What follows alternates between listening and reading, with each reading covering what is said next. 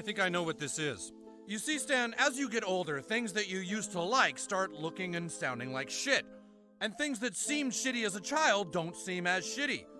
With you, somehow the wires have gotten crossed and everything looks and sounds like shit to you. It's a condition called being a cynical asshole. Oh no. Yes. And there's no known cure, I'm afraid. Everything just seems shitty and everyone starts to seem shitty and everything they say just starts to... It stinks. It stinks. It stinks. Yes, Mr. Sherman, everything stinks. This will be a day long remembered. It has seen the end of Kenobi and will soon see the end of the rebellion.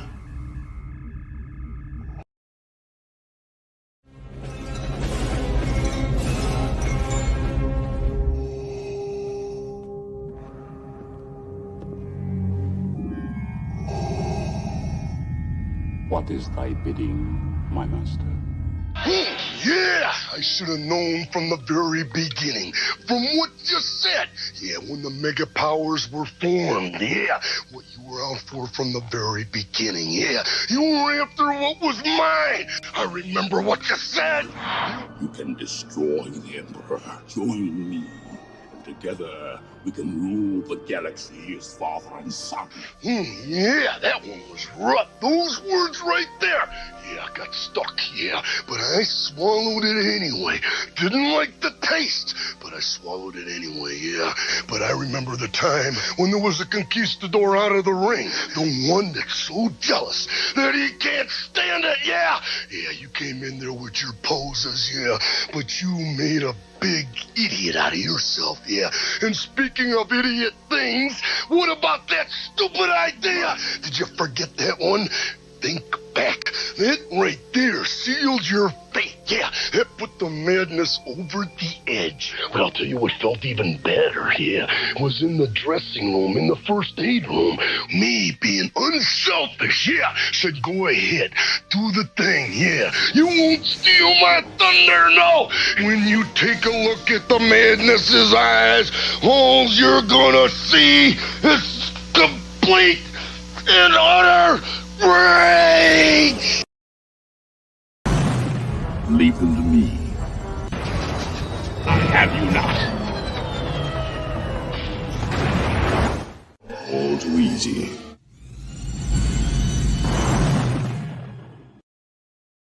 What?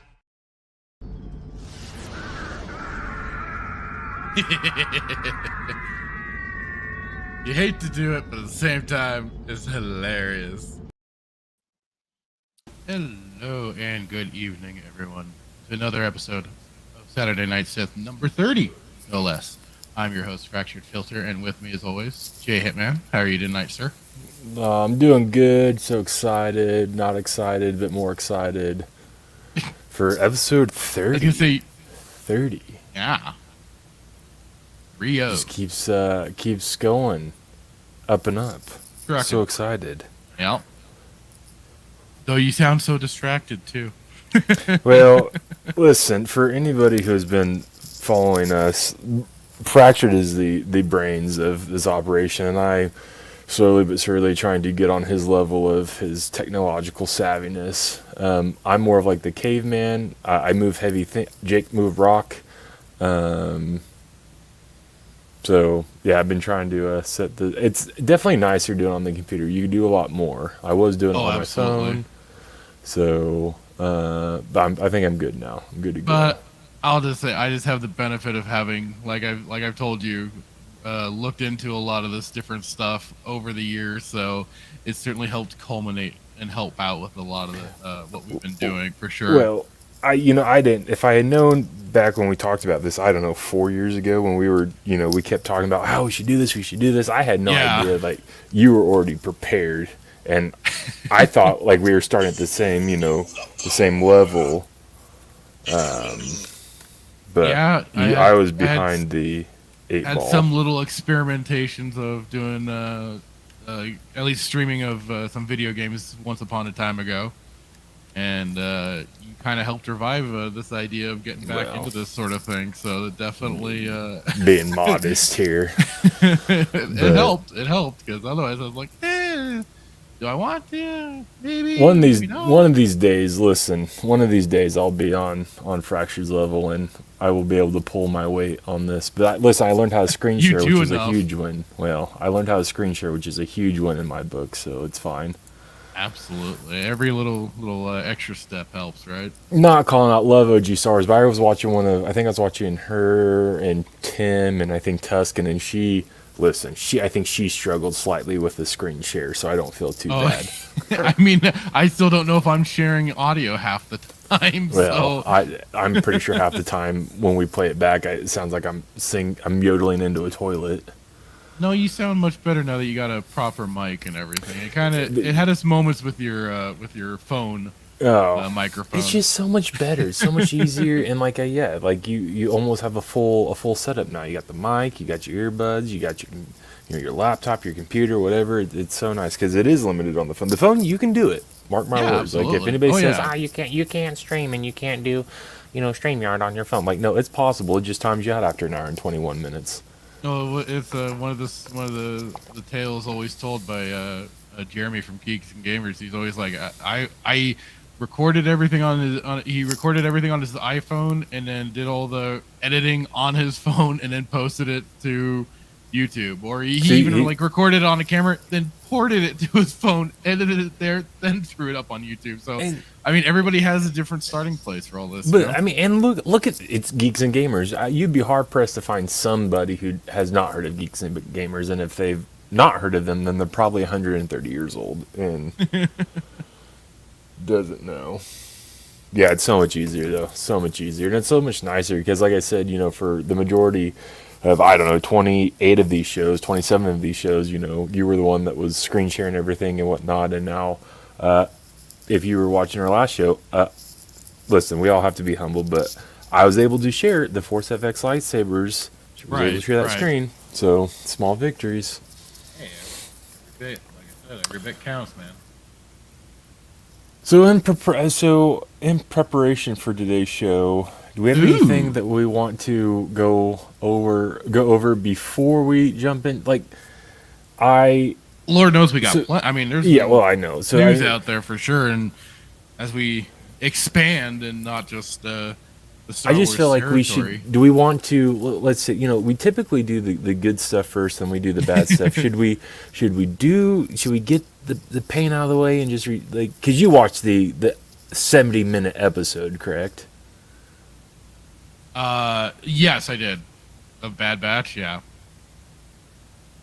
Okay, I just want to make sure because I watched it. Well, okay, so I started it last night, got through about 10 minutes of it, and I was like, I can't do this. I got to text Fractured. I can't do it.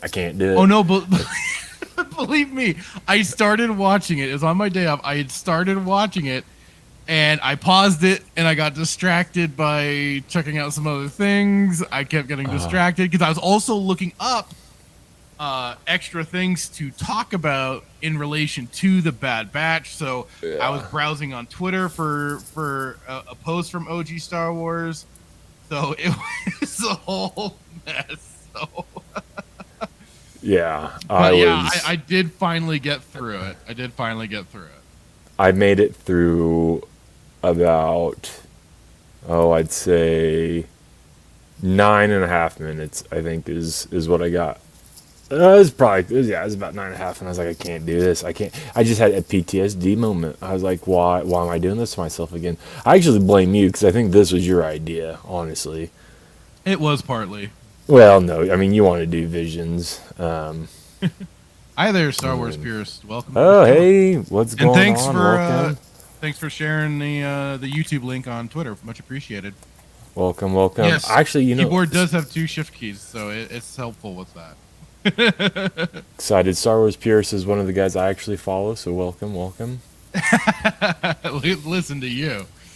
I do. How do you unshameful plug? I do. So, but yeah, we normally do the good stuff, and then we get into the bad. And I just, since there's 70 minutes of this gloriousness that we have to discuss, do we want to start it first, or do we want to? Well, I want to definitely start out with some positive news that dropped this week. That I'm also hoping translates into this is completely dead. This is my big hope on this. Let's it's not I have fingers crossed. Rakiti. Oh, The I whole don't know. titty. No, nothing to do with the Titty Watiti.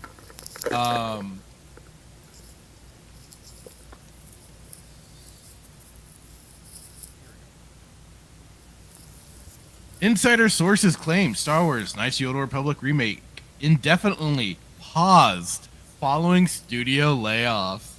Oh yeah. Oh yeah. This makes me a very happy camper. Yes, it does. Because Star Wars The Old Republic didn't need remaking. Now, if you wanted to do a remaster sort of thing, kind of bump up the graphics and stuff like that, okay. Maybe tune some things here and there. Yeah, all right. But they were looking, I mean, that was like the whole thing. They were going to full on remake and even rewrite the story when you didn't need to do that. All you needed to do was basically take the game and maybe port it over to a new engine. That was it. Bing, bang, boom. Kind of like what they were doing. Money. Yeah. So would they want to? So you're saying what they could have done is what they did with like Halo and was it Unreal Engine 4 or whatever when they ported it over to, I don't know if they ported it. My terminology might be wrong, but they basically I think used the new Unreal Engine and they redid the whole game if I remember right, saying it right. But how can you do this? For their Master Chief? Yeah. But how can you do this? Because they rewrote the books. How you gonna retcon the books? You just stop printing the books? Like, we'll go through the article, but yeah, I didn't really follow that. I didn't really follow the Halo thing just because it's never been much of my thing. I've never been a big Halo guy, so I don't know what went on with that project in particular. I just know that with this one, and then my eventual, once I realized, remake means they're remaking the game, I stepped away, which was the Final Fantasy VII game, which I thought they were going to do more like a remaster sort of thing, maybe tweak the gameplay mechanics, because not everyone's big on the whole turn-based strategy, the turn-based RPGs that it was born as. So once it was like, oh, it's a remake, and they were rewriting the story and changing things up, I'm like, out. So clap your hands. That was again yeah. So it was again like a situation of not necessary. You don't need to do that. Just kind of remaster the game. Don't. Or I guess you could say like maybe remake aspects of it, but not the story. Keep the story the way it is. You don't need to touch anything else. So anyways, with Star Wars Knights of the Republic, sources claim that remake has been indefinitely delayed as developer allegedly made the decision to pause the project. And I saw I saw it on Bloomberg originally, but I'm always happy to go to Bounding into Comics. Bloomberg reports that according to people familiar with the project, a demo of the game was shown to Lucasfilm and Sony on June 30th. Developer Aspyr, who had previously ported and re-released Star Wars games and more, were allegedly excited and felt the project was proceeding well. However, the following week saw two directors fired. Art director Jason Miner and design director Brad Prince. Around that time, Miner posted on LinkedIn, "I am looking for work. If anyone has some leads or suggestions, please DM me. Thanks. Hashtag open to work." Bloomberg proposed this was an indication of how sudden the news was to Miner. Or they did have news, and now, they were released. So, and it's sometimes with companies and stuff like that, they keep things very hush hush when they let people go until stuff like this pops up. I don't. Go ahead. Oh, we'll finish it and then I'll say what I was going to say. Okay. The outlet reported that Aspyr studio heads reportedly told employees in a meeting the vertical slice wasn't, quote, where they wanted it to be, and so the project would be, quote, paused. Bloomberg sources also claimed there was a series of meetings through July and that the developer was looking at new contracts and development opportunities. What was reportedly wrong with the demo wasn't shared. One source suggested an excessive amount of development time and budget had gone towards it. with projections for the overall project no longer being sustainable. In addition, while Aspyr had told developers and relevant partners the remake would launch by the end of 2022, the developers felt 2025 would be a more realistic goal. Neither Aspyr nor their parent company, the Embracer Group, responded to Bloomberg's request for comment. That's the funny thing. Like, this Aspyr company, I'm wondering where they cropped up from.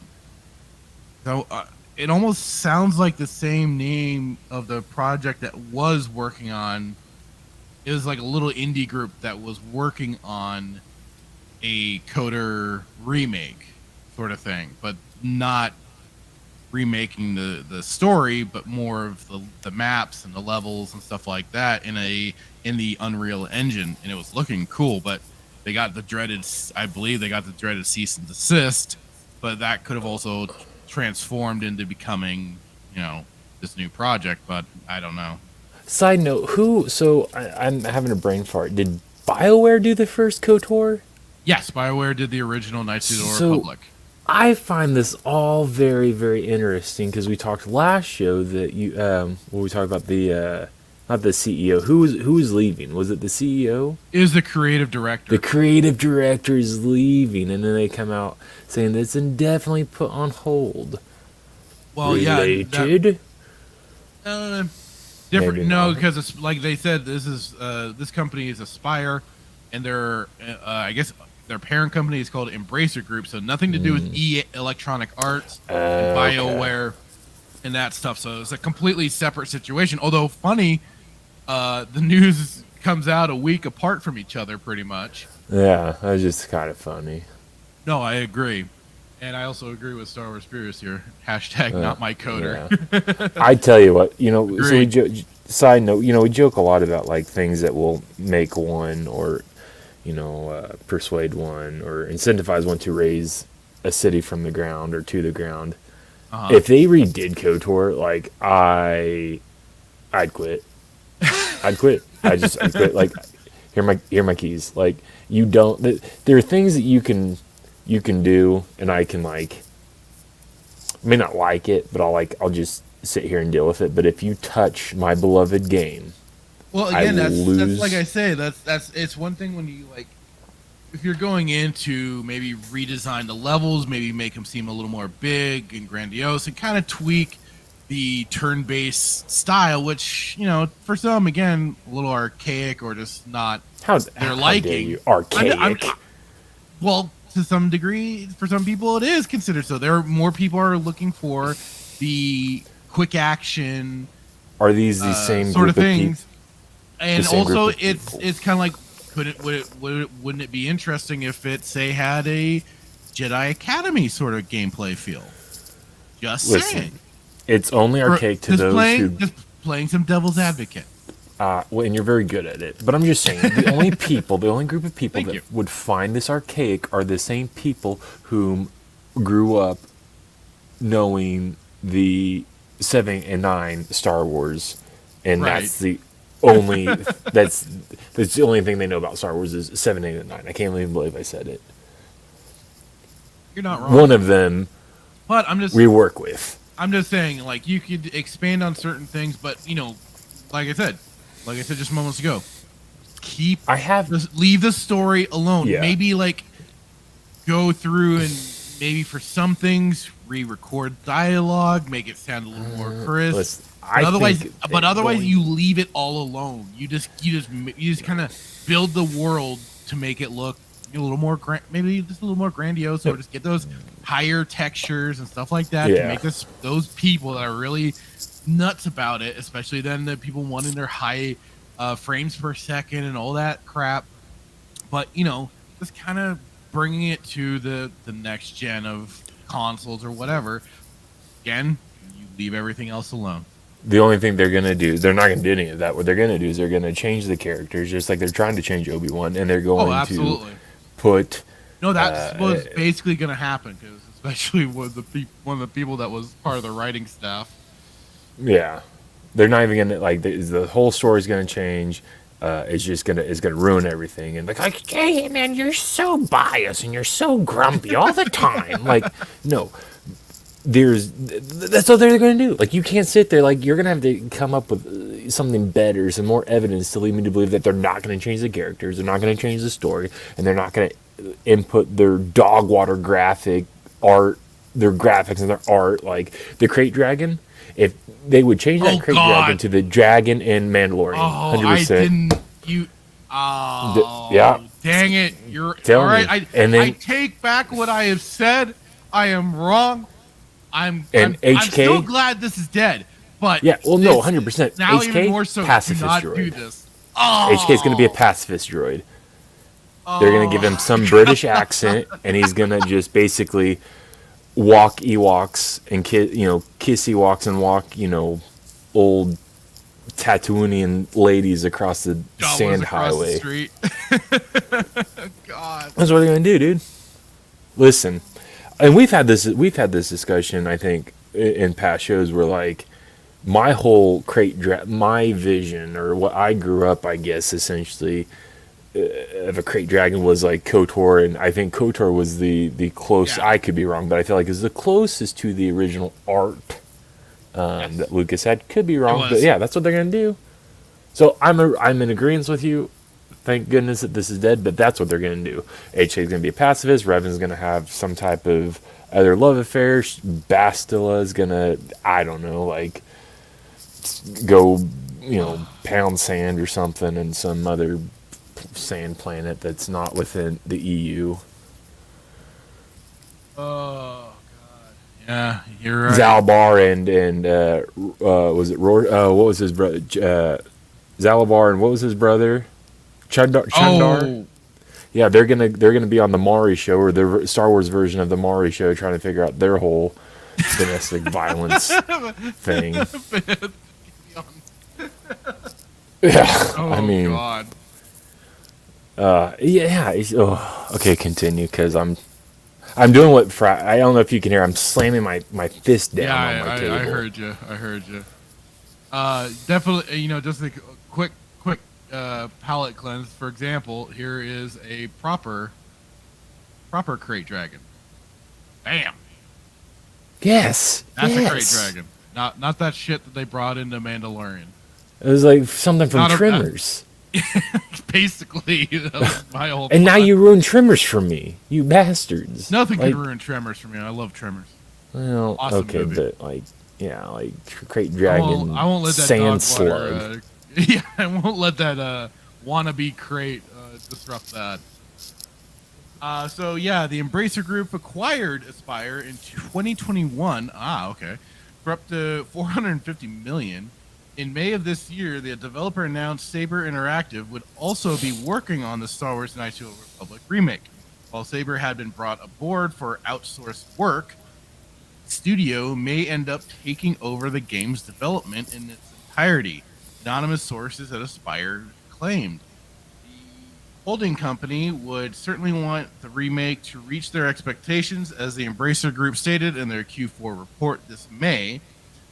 Quote, Aspire has gone full into the to make this make this the best game that they can make, board member Matthew Karch explained. When we acquired Aspire, we knew from the start that they would require our assistance. Saber has tremendous expertise in creating these types of products. We're fully confident that the game is going to be fantastic, but it's a massive product, and massive products require a lot of effort and a lot of time to make good, especially when you're talking about a game already old, very old. It's not old. It's not old. It's not that old. Is it? No. It's not. Hmm? It's been around for like 15 years. Well, you started playing SWTOR like 12. Oh, God. And KOTOR has been out way before SWTOR. I'm going to say 15 to 17. Locking it in. 18 and a half. Final answer. First release. Oh. July 15th, 2003. Is my math wrong? God. What's the math on that? Is it 15 years? Over Long 15, enough. 18 years? 2003, you said? Long Doing the enough. math. Long Not good at enough. math. Yeah, wanna see if I'm 2003. Woo! Okay, that brings. Oh, I was close. That's 20 years ago. And it's still one of the best games out there. Still one of the best games, if not one of the best games. No, it is definitely. without Blows a doubt. SOTOR out of the water. Sorry, I said it. So we Listen. basically. Go ahead. Oh, I was just saying, it's just that there are so many ways to beat that game. Nobody has figured out a number. I think at least I tried to beat that game like 32 different ways. I think there's about two specific ways: good ending, bad ending, which is dark side, light side. But this is also then some of the choices leading up to it can vary. Well, it's pretty much what I said, essentially. 30 something. Well, 32. We basically had to remake that game from scratch. Perch admitted. He told investors that they could expect to hear news about the remake in the next several months. Well, I hope we hear no news about it and that it's completely dead. Because again, no, just no. And what's funny about this too that I find is, where's BioWare? Where's anybody from the original? Is anybody from the original dev team being brought in at all? No, they all left. I mean, I know that, but it just makes me wonder. It's like, are they looking to bring in some of the original team members that worked on it? Are they even still around? Or are they still? I mean, that'd be a great question. That'd be like worth the research. Or one, are they still with the company? Are they still alive? Because I mean, yeah. Because I mean, a lot of them left BioWare and went to they went and started their own new companies or what have you. So yeah, this is they as far as I know, Drew Karpyshyn, who was one of the writers, is not the writer for the game. Hasn't been brought in. None of the programmers, David Faulkner, Casey Hudson, who is the director, he hasn't been brought in, as far as I'm aware. Did he write Revan? Karpyshyn did. It is what's shocking of how badly he wrote him in the book, in the SOTOR book. That's a good question, but like, just to touch on this, I just think the future, like, I don't think we'll ever get an amazing Star Wars. I don't think we will, because, like, in my humble opinion, KOTOR was one of, like, the last best game. I mean, obviously, well, I don't know, when did Jedi... absolutely is probably one of the tops. When did Academy and I would Jedi... I would still lead for, like, Jedi combat and stuff towards yeah, as far as like RPG. Jedi Outcast and Jedi Academy, and then I would say, yeah, if you want like a battle simulator, you go and play the original Battlefront 2 from 2005. Play those, and you basically got some of your. Let me pose this question to you. Let me pose this, because I feel like some of the Disney shills will find some way to counter it. But do you the old argument is like, well, George wasn't involved in everything. How could he? Like, you see games that were produced prior to the acquisition of Luke, like, prior to Lucas, George selling it, and then everything that was produced after. I mean, you can draw a line straight down the middle of really great games and really crappy games, and every game that I've played, and this isn't about being biased, every crappy game that I have played in regards to Star Wars has been after Lucas sold to Disney. Battlefront, like, you could probably make, when Battlefront was 2015, so that, I mean, the newest one, yeah. So the second one was dog water, absolute dog water. Like, did not like it. What was bullshit about story? The story.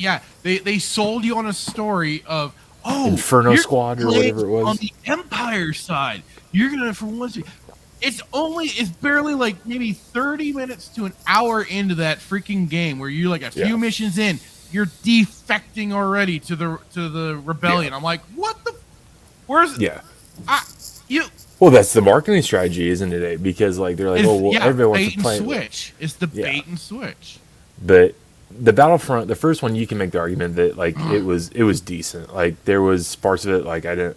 As far if we're talking about the story now, multiplayer is a whole different. That's a whole different conversation. But from the story perspective, you know that I guess one could argue the original Battlefront 2, from 2005, had you playing in the campaign as the 501st Clone Troopers into the Empire era. So you basically if you want your Empire story, there you go. You get to be you get to have your Imperial story. Because otherwise, it's like no, we didn't get that from the newest. I hate this. I hate this because you have two Battlefront 2s, and it's just like. Well, which ones? Yeah. So then this whole, and like I said, they've really, I don't know if they've made any money on it, but they've really tried to capitalize because they did Battlefront 2, the whole Inferno Squad story, and Operation Cinder, and then they made books, which was, I don't know who wrote it. I don't know if it was there's a Battlefront book, and then there's the Inferno Squad, which I don't know, is it like that Claudia chick? I don't know if I forget the author, but just terrible. But the point I'm trying to make is like, you know, you have Jedi Academy, and again, I will say there's a little bit of nostalgia to this, but like Jedi Academy, amazing. You know, Jedi Outcast, amazing. You know, I haven't played Dark Forces, but have heard nothing but amazing things about Dark Forces. It's just still a consistent KOTOR, like that's the point. So like again, it goes back to my question: how involved is it? Do you think Lucas was involved in the production of these games? And Disney just isn't. They just if don't not suck, full and they just production, suck. he always got like we've read from authors' accounts how they would send notes to Lucas, and he would either give the green light or say no, and maybe give a suggestion as another path to go about it. So he had a level of involvement in these projects. It just it just wasn't always maybe like super hands-on where he's, breathing down everyone's neck going, no, you need it like this. But I would say it showed a level of confidence that he had in these people to take those notes and make a good product from it. Do you think it comes down to just either passion or lack thereof of passion? Because, like I said, man, I bought, what was the Rogue Squadron? The newest game that was it Rogue Squadron? So I bought it. Oh, cool, dude! I was like, well, we'll give it a go, right? And bought it, and it was dog water, like literally the worst. That doesn't surprise me. I would much rather go back and play Jedi Starfighter. I gotta get back to playing Republic Commando. Once I'm done with that, Starfighter, amazing. I'll load up. I'll have to load up that total conversion mod of the X-wing or the TIE Fighter game. So I'll have to TIE Fighter. But did you play Jedi? Did you play the Jedi Starfighter? I think that was the game that came out with the GameCube. I had that on the GameCube or on the PS2. I forget which. Yeah, I know I had it though. Just all these amazing games, man. Prior to absolutely. Disney. The original Rogue Squadron games and stuff. And then awesome. we haven't even heard anything about Eclipse. The last time we heard any information about Eclipse was the last Eclipse that took place. Right. Like they were like, "Oh, it'll be done at the end of like the second age was it the end of the ages, or what did they say? The end of the decade is what they said it would be. Yeah. But I like Star Wars. Yeah, so Star Wars. Well, yeah, Purist, Star Wars Purist. He says, "Is it really old when a game has aged as well as KOTOR has? A remake was never necessary," and that's definitely has been to my point when I saw the news drop, and I reiterated this on Twitter. I was like, "You didn't need to do this anyways. All you need, install the game if you want to. Maybe install some texture mods that kind of brighten some things up, whatever you want. But otherwise, you don't need." It's fine. It's still perfect to play. It now kind of, even though it's kind of going for that semi-real look, it has this weird sort of own art style to it, which I think it sounds bizarre, but it kind of does for some of the looks and stuff that's going on in that game. But it works. What do you think? You don't need a lot. Yeah, you just need to play that freaking game. I agree with everything Stars Pierce says. You don't need a remake. But what do you think? And I don't want to go on too big of a detour here, but what do you like? This game is iconic, right? Like anybody Oh, who is a Star Wars fan, you can say like you could just say KOTOR, and they're like, oh yeah, that game that came out like when Ronald Reagan was in office, right? Whatever. But like, what do you think made this game so good and so iconic, and a game that has lived on even 20 years after it was produced? Like, again, like for me, there's nostalgia, but like. Nostalgia will play a factor, yes, but the thing is that I think that the reason why KOTOR keeps living and is always like kind of, told by to many people, if you want a great story, and this is what it comes down to, is a great story, and it's one of BioWare's earliest games. Yeah, they did not earliest. They did definitely some early others though. before, but definitely. I think the game that, for me at least, put them on my radar. I'll just say that it put them on my radar was this game for sure. Because they had obviously been around prior to this, but this, yes, I think to your point, like this is one of the, in my opinion, first games that I kind of like. I'll just agree with you. Seeing KOTOR, that was really what turned me on to BioWare. Yeah, it's certainly what grabbed my attention to them, and it was a new kind of experience for me. Now I know a lot of people already had kind of they played the old point and click adventure games and stuff like that, so they were used to dialogue options and stuff like that. I was used to very basic, I'll just say basic choices from some of the old Final Fantasy games that I had played, but this was a game where you really had a selection of things to pick for your character to basically be saying to the people that was also fully voiced, not your character, but everybody else. And it's actually going through every option had a level of a payoff of you either getting more dialogue and filling in more story, or then also you making certain choices and helping basically any friendships or whatever, gaining loyalty from your team members and help push the story along. And then it was just fun just to wander around, and then even the companions you were wandering around with would start to have dialogue with each other. My favorite was having Canderous and Karth pick at each other, because you had the pure like warrior type out of Canderous who glorified and was immersed in just loved battle and combat, while Karth was I don't know, say like more the soldier-ish type, where he was trying to put on this air of almost nobility and stuff like that, like he was kind of a bit better than Canderous, because they didn't do the truly dirty options when Canderous was just full honest about what he thrived on this. He loved it. It was, and when he understood it for sure. When you're in war, there are no rules. There are no rules of engagement. It's called, whichever side wins gets to tell the tale afterwards. So that was always just, that was always fun to have those two kind of go off on each other. Those are like the main ones I mainly remember too, is just them sniping at each other. I know you could kind of get, I think Canderous and Bastila to kind of gripe at each other with a few things when it came to the Mandalorian War and stuff like that. It was just all of that. You had all this,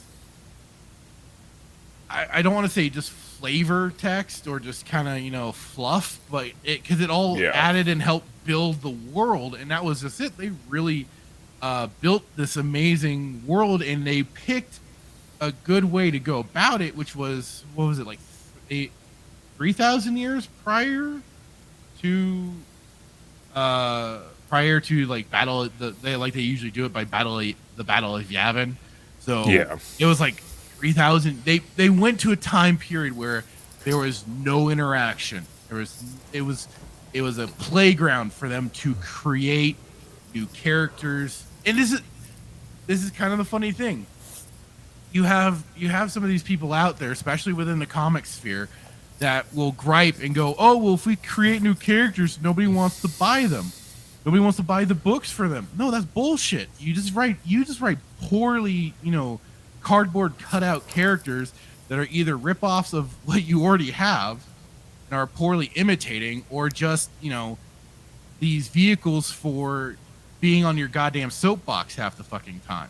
Right. So the thing is like, you had these characters. You had Revan, which, he's basically now the, either, if not the Sith Lord that people refer to, or, also the redeemed Jedi.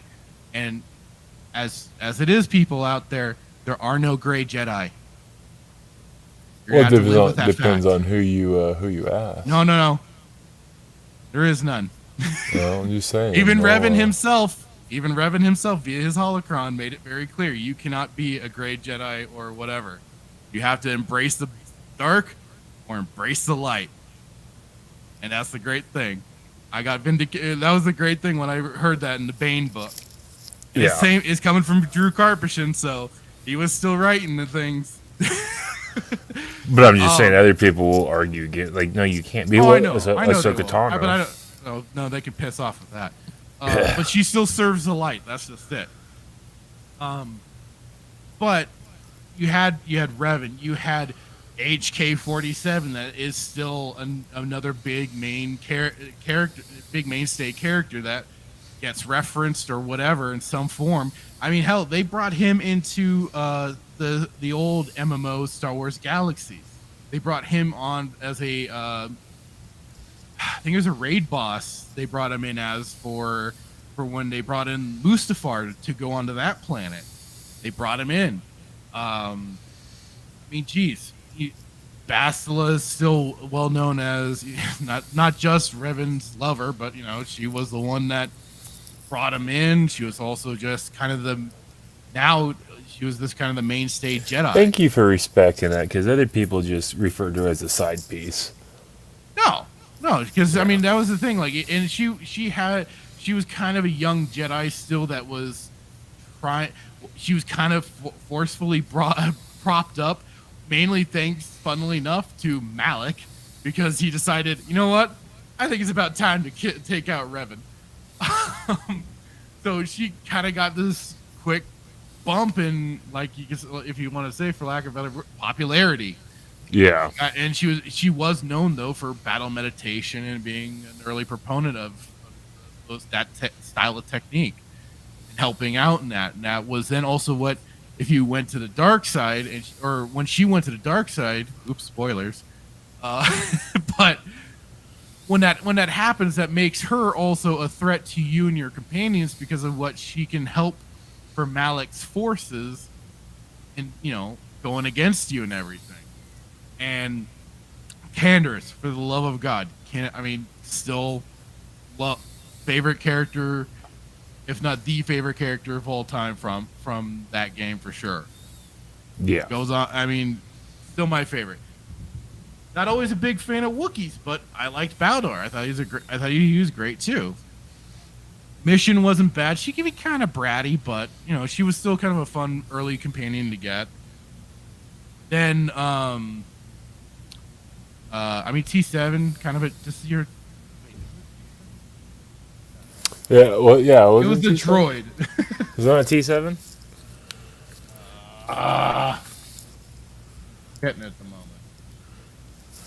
We both can look it up on our computer now. This is what this problem with me. I'm shit with names half the time. Let's see. Not the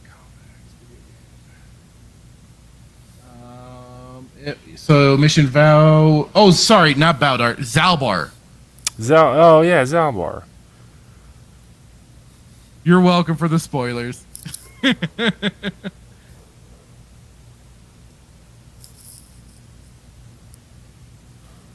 So yeah, Zalbar. Oh yeah, Jolie Bindu. Jeudy's probably one of my favorite. And I liked him. He just though because he was trying to play that slight mid like he I have a meme too. He basically had no strong feelings. He was very much the neutral guy in a lot of this, and he wasn't bad. Like I liked him, but he just for me he didn't lend a great deal as much. He didn't make as strong as an impression on me as like the other characters did.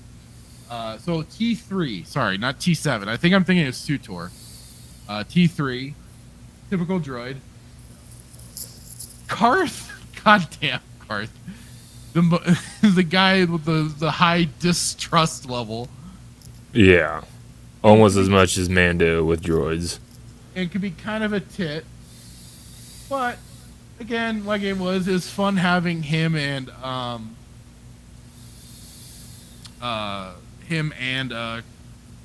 Canderous bicker at each other. And I mean, he was he's that first companion that you really got to start talking to and kind of get the world filled in for you. So they all played these parts for it, and so I mean,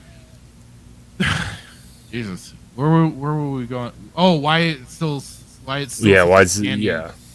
It's because of all of that. And it was well written. Yes, there was the big kind of shock value. I guess the shock value of when you discover who your character is as being Revan and stuff. But I don't remember it like hitting me as big as like some people have said. So, but I could just be misremembering that whole situation. But that was definitely like one of the key moments that people will talk about when comparing it to KOTOR Knights of the Old Republic 2. But I don't think it's like the thing for the game, because there's just so much already leading up to it that was just so well done and well crafted. And plus, I mean, the game also gave this was, I believe, where we first got the Jedi code and the Sith code. So we got those two things to also kind of breathe more life into these two warring factions that have been at each other's throat for already at this point, centuries almost. So yeah, I mean, that's just the way I kind of see it. The gameplay, like I said to some people, can be seen as a little stiff at this point.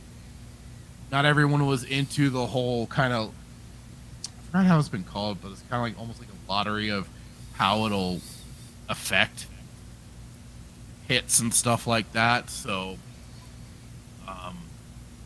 yeah, I mean, that to me though is just kind of like, that's kind of,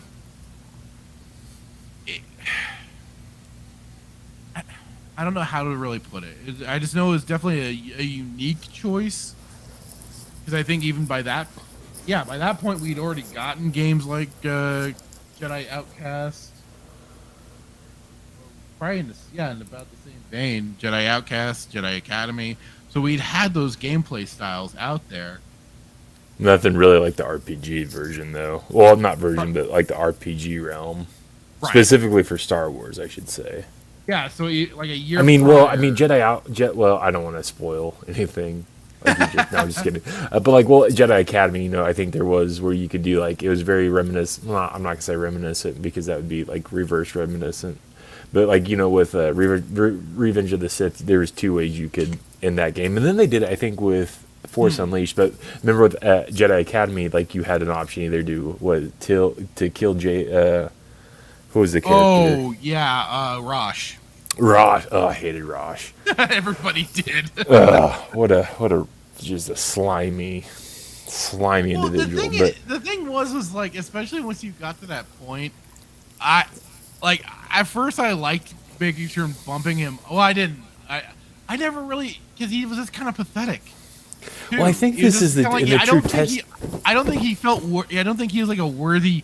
If you're gonna go to the dark side, yeah, you gotta go. You gotta switch over like Anakin. You know, kill a Jedi Master and you know take out the whole academy sort of. Well, thing. hold not on. Kill I Rosh don't think Pennon and we not we one need to. guy. I think we need to be fair here. He technically didn't kill a Jedi Master per se. Oh, Did he? I mean, he walloped led one- up to walloped- the death. yeah. He helped.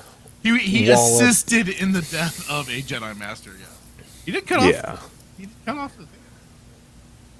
I mean, yeah, Walt goes the hand, and then Sheev, you know, came out and did, you know, majority of the. We'll just say this: Sheev did all the heavy lifting, and I actually wanted. We'll get into the. I thought this would be a fun topic to get into, but yeah, after maybe, but yeah, definitely just Walt the hand, and Sheev did all the heavy lifting. Absolutely. No, you're not. You're not wrong there.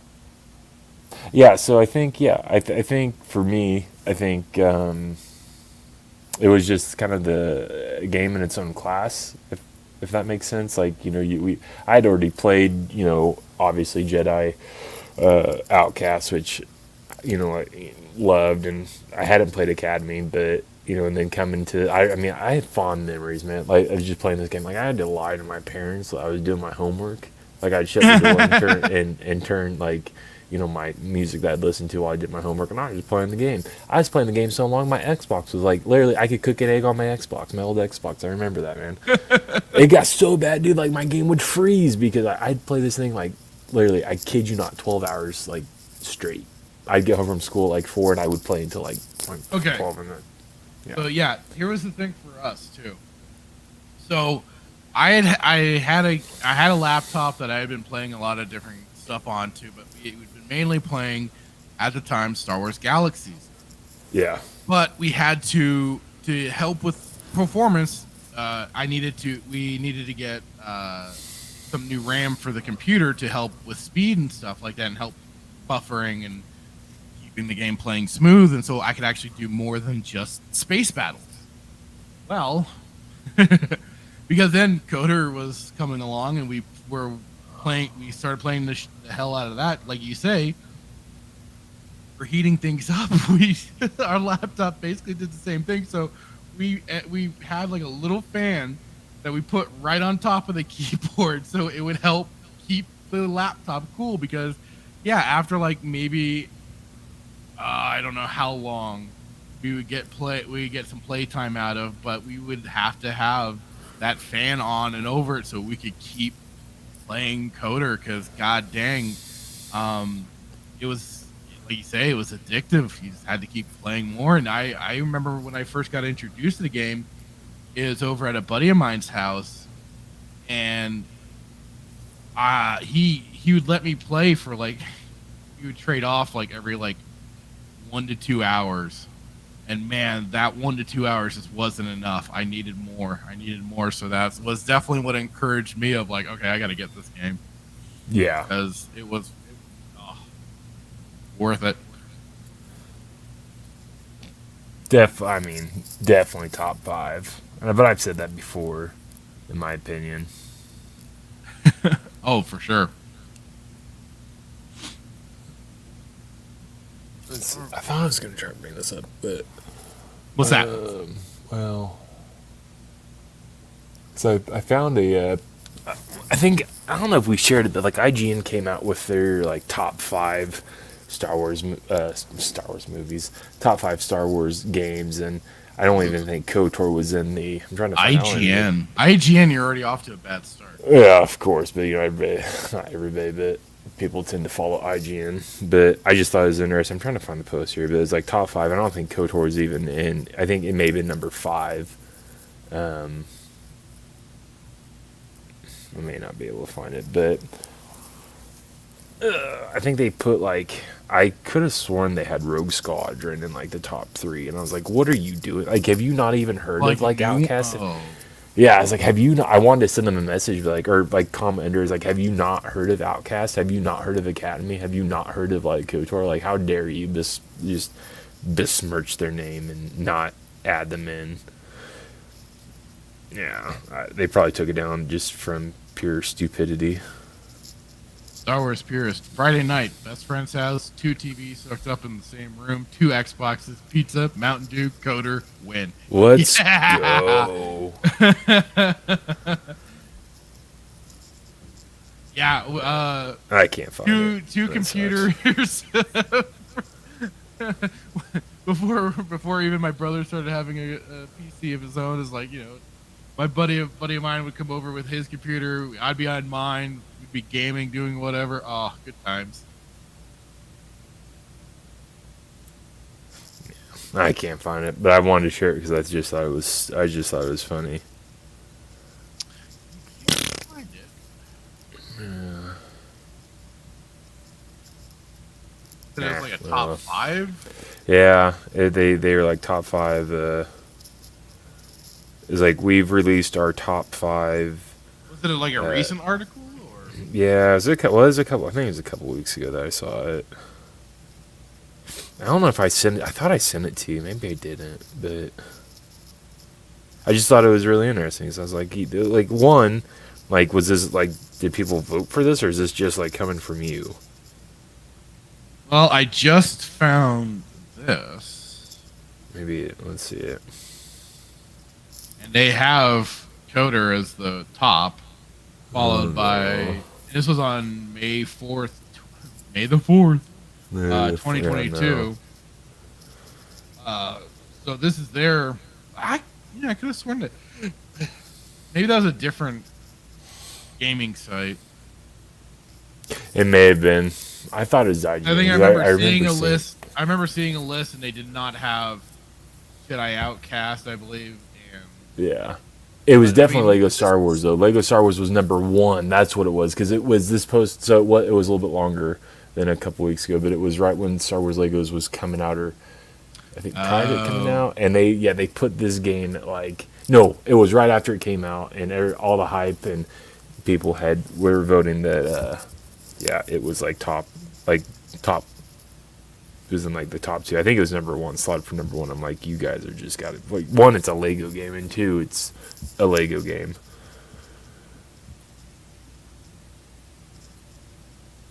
Whatever. No worries. Let me pull up here. I thought, do we? What's up? I want to see if we posted, if there's another article we wanted to go over, but. Well, keeping it to the video game sphere, I do have another thing that I thought was let's go rather then. silly that they're gonna do. So, sources claim Rockstar Games plans to introduce 1 female protagonist and then neuter offensive content that, quote, punches down in GTA 6. GTA, Grand Theft Auto, the game that made its name off of ridiculousness, over-the-top humor, now, though, goofy social commentary, all sorts of stuff, and now they're looking to basically kick themselves in the balls. I don't know how much you've played of any of the GTA games, but great question. I played was it? I almost said New Vegas. That's Fallout. I played Vice. Is it Vice? Was it Vice City? Played Vice City, and I played the one GTA 4 and 5. 4 with, was it Franklin? And then 5 was like Trevor. Yeah, 5. Was there a 6? 5 was 3 protagonists. You had Trevor. You had Franklin. What was the one before? Oh no, San Andreas. Yeah, so I played. Sack of shit. Yeah, so I played Vice City, San Andreas, and then the 5th one. Okay. So I only played 3 of them. Wow, so you skipped 4 altogether. Well, and then when I was about 4 years old, I played I think the first one, because I remembered you could literally get a tank and kill everybody in it. Only then would they send in the army. But the newest one, you fart on somebody and then the army's after you.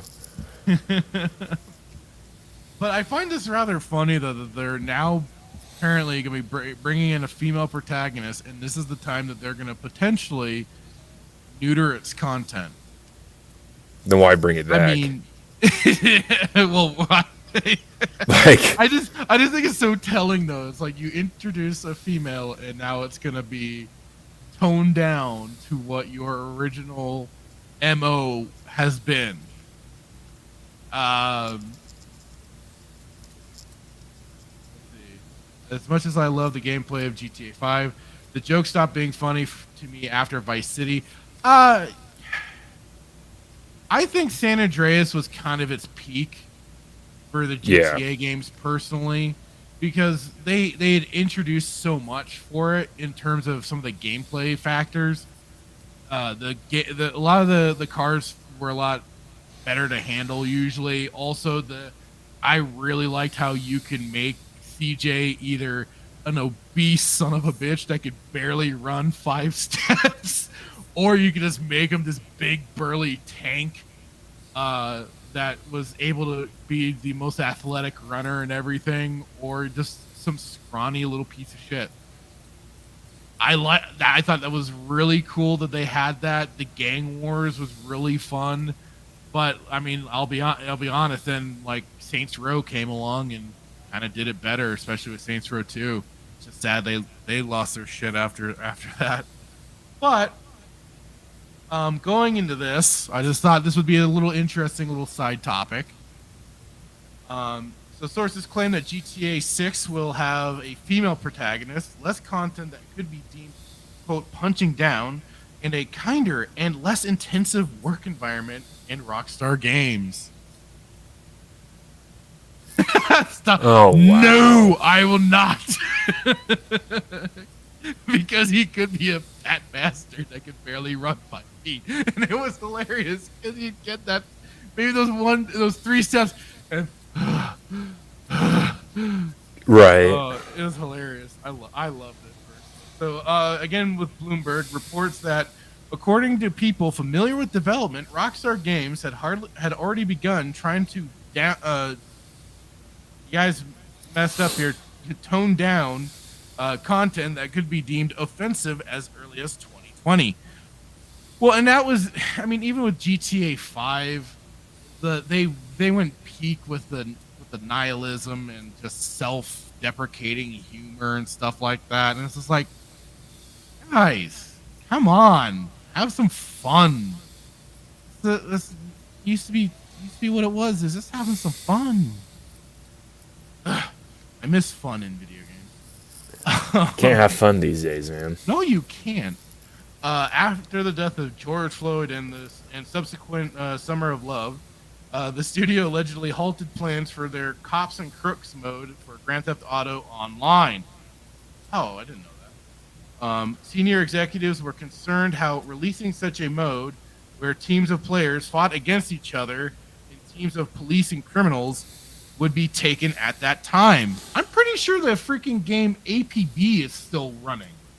Right.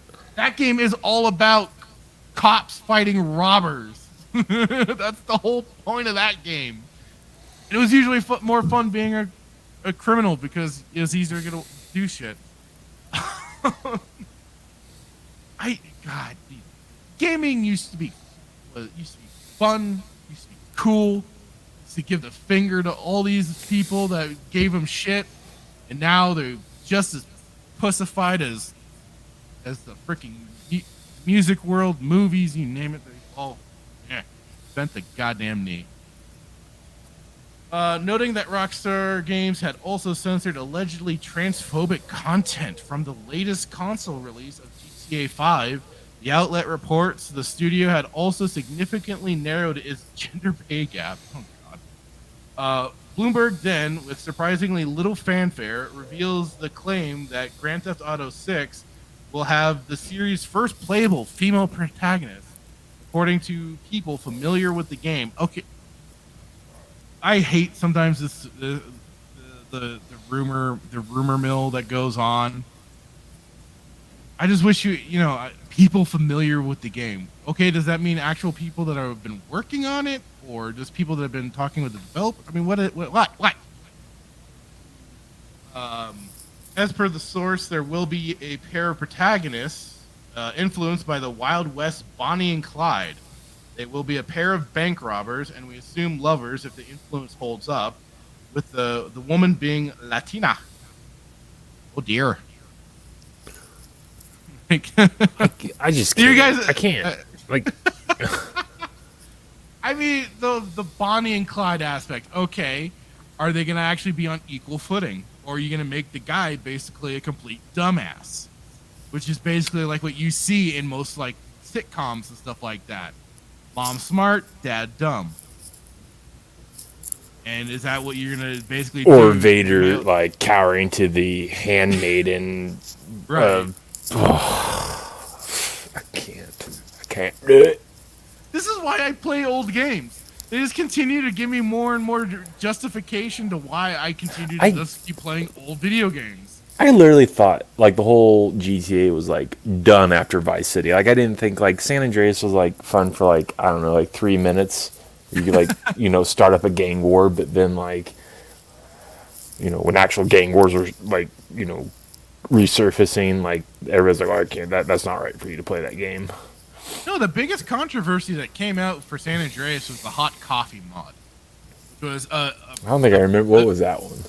The hot coffee mod wasn't even a mod. It was basically something that was in the game that you had to go through some, if I recall right, some pretty ridiculous steps to get the scene, which was basically the sex scene. Instead of like cutting out, was actually showing you the sex scene, if I recall correctly.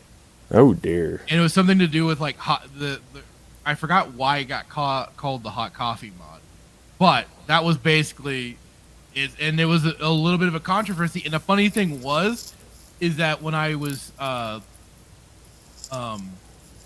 turning in some games to sell off or whatever at GameStop, they could not take it because it was the original version of that game that Are you had serious? that implement. Yes, it had that still part of the game disc, so they could not take my copy of the game. Was it like their policy, or was it like? Yeah, it was their policy. They couldn't accept it. What a bunch Because of... they didn't want to be the ones to sell that, and that was the thing. And now it's probably worth so much money now. So this is the thing too is, and again, this was something that mainstream media helped perpetuate, was the whole violent video game scares. Back when Columbine happened, because they went heavy on blaming things like Doom and Wolfenstein and stuff like that. Oh, I remember Wolfenstein. And then you had tits like Jack Thompson that came along, that was very was a retarded lawyer that tried banning violent video games. On top of it, you had Democratic senators trying to do the same thing. Yeah. God, I used to have their names at the tip of my Pelosi. my head. She's been around for 500 years. Amazingly, she was not one of the ones that's been usually named. Who's the guy? Who's the dictator in California? Newsom? Was Newsom around? No, this predated. Well, I don't know if nothing can predate Pelosi. She's about 230 years old, and she's been in politics for all of probably 200 of those years. So, like, a couple of the main Democratic senators was Joseph Lieberman and Herbert Kohl. Those were definitely two of the guys that were going after some of the old violent video games that we used to play. But then at the same time, while there is the whole thing of the mainstream media going after gaming, you had at least the video game media kicking back, giving them the finger, and telling these people to piss off because it was all just fabricated bullshit anyways. Right. So, it's just funny how now you have these game companies too that are just getting scared now, so scared at whatever current events are going on, and now they feel they have to strip game content just to accommodate these weirdos on Twitter and stuff that, screech over the littlest, stupidest shit anyways. I feel like there's probably more violent games than that. Maybe I'm wrong. I mean, God, the 90s were we had the Call like And we had the, yeah, I mean, the '90s. We had, of course, it was when Mortal Kombat was king of the arcades. You had curb stomping. I mean, Mortal Kombat in itself, like basically, like finish him and you curb stomp the guy. Like, if that's not violent. Mortal Kombat, you had Doom, like I already said. Like Doom was like Wolfenstein. You had you had Quake. Let me just say Unreal this: Tournament that came along. I mean, god dang, Metal Gear. Wolfenstein. There were so many oof moments in that game. I remember playing. So much. That's such good stuff. I had to play it under my bed because my parents wouldn't let me play it. I had to bootleg. I had to buy this off the black market and then play it under my bed. Like literally, it was like a drug deal in the bathroom at school. Like, hey man, you got the new Wolfenstein? You got the WS, man.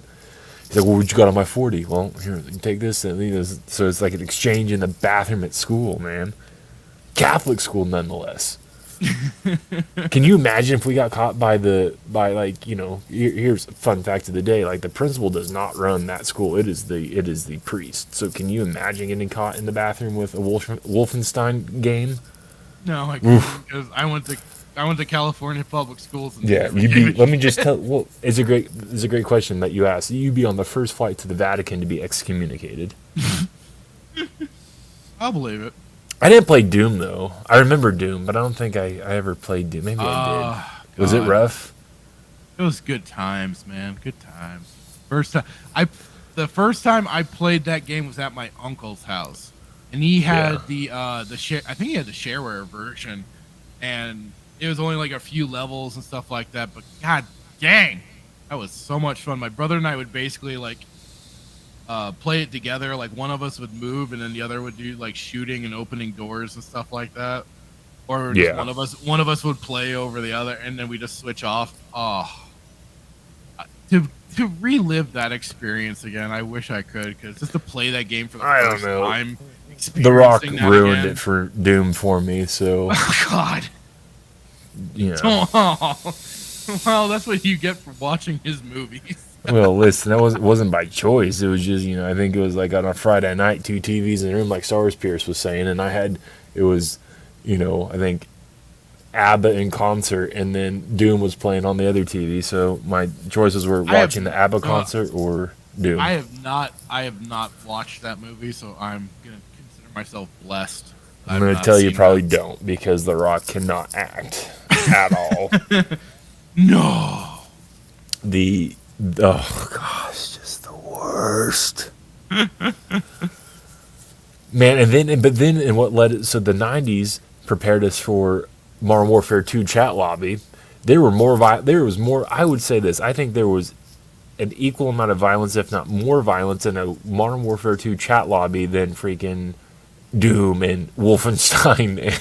Hey, I'll always say this, man. You don't get more psychotic than the in-game lobbies when you were playing Dark Forces 2 multiplayer. Good God, could those people get foul? Was it almost as bad as Call of Duty? Oh, it was Modern Warfare. It was Modern Warfare 2. It was a Modern Warfare 2 chat lobby? Oh God, yes, because there was no moderation other than you going, I'm out. So you had to leave and find a new server, if that. Listen, most of my mom jokes that I currently know today, I got from the Modern Warfare 2 chat lobby. And then Counter-Strike and then Counter-Strike. Jeez. Oh, the shit talking that could happen in a Counter-Strike lobby was ridiculous. You know what's the greatest thing about these games is like you weren't talking crap at a 10-year-old. Like you may have been 10 years old talking to another 10-year-old, but it's not like today where you're like a 30-year-old, man getting schooled by a 10-year-old. No, it's the playing field has definitely changed. I'll agree to that. Yeah, I don't know. Maybe there was. I do remember Counter-Strike, and that was a great game. Yeah, it's been a long time since I've touched that one. But anyways, back to this. Rockstar Games may also be trying not to quote punch down with jokes about marginalized groups, sources claim, in contrast to prior games. While prior titles had seemingly mocked American society as a whole, with no holds barred against any group, the outlet notes how Grand Theft Auto 5's tone was a mirror to the behavior of Rockstar Games employees. Sources claim the company had a workplace culture, quote, full of drinking, brawling, and excursions to strip clubs. Oh, they weren't that. No way were they that. I don't want to say cool, but as described by Bloomberg, but also crunch and long hours. Well, this was just a given of any game company, especially prior to 2007, especially. Like, I mean, I'm sure it still happens with a lot, but oh god, and I wish I could remember the specific incident. Because they had a name for the court case, but it was prior to about 2007. Game developer who was working stupid hours during a crunch time, and the wife ended up complaining, not to him, but like to the game company, or even filing a suit, and it basically changed the landscape. At least, especially when I got to do QA work at EA, people would tell the stories, and actually some people were really annoyed by it because it made it so that you couldn't really do the same long hours and get the overtime pay that they used to get. Because while, yeah, you were working long hours, a lot of times they were still getting at least paid decently for doing all that work. So I know I certainly heard quite a few fun stories, but it was definitely a lot different back then for sure. Probably I'd say is now, especially with a lot more modern conveniences and comforts and stuff, with now all the comfortable gaming chairs and what have you. But right. Although I loved the office chairs that they had. Good God, they were comfy as hell. Almost as comfy. It's like cheaper and almost as comfy as these, $500, $600, $700 chairs that they have. Yeah, which is just ridiculous. I remember having one of those plastic school chairs that I stole from school. that weren't like, they had like just the metal rods where you could like slightly just like kind of go back and forth on it. Yeah. And then I upgraded to a one of the old beach chairs I had in my living room. Don't shame me, like you shame CJ. You use yeah. That was great though. You remember like you remember the old beach chairs that had like, it was like it was like weaved in, like threaded, like it had like the, it was a weird material. It wasn't yarn, but yeah. It was basically like plastic. Yeah. Basically and like then, yeah. Like a squishy plastic or of some kind. Even people will come over and they make fun of me. Like, do you have like furniture? I'm like, yeah, this is it. Like, what are you talking crap for? Like, I'm not going to spend $700 on a couch. Like, this is my couch. If you want to sit down, you can get one in the closet. Exactly. But they were great, man. It's so comfortable. And I wore that thing out until I fell through it. Oh, good times. Let the good times roll. Exactly. The latter allegedly saw employees working nights, weekends, and 100-hour weeks to meet development schedules, which employees spoke out against across 2018 and 2019. Like I said, there was definitely cases going on prior to this, but I guess for Rockstar, that's when they hit their breaking points. But hey, like I heard some people say about like the recent things from the Marvel people that work on the FX and stuff. You took the contract. You knew the job you were walking into. Come on, you know if you're going into, so in this instance, if you're going into game development, you should already know what you're walking into. And that was the funny thing. Like I remember, a friend of mine and I, we'd gone into a GameStop. We picked up a book that was basically about the gaming industry, and it was talking about the quality assurance testers and stuff like that, and then what they had to go through, and we're like, yeah, I think we could do that.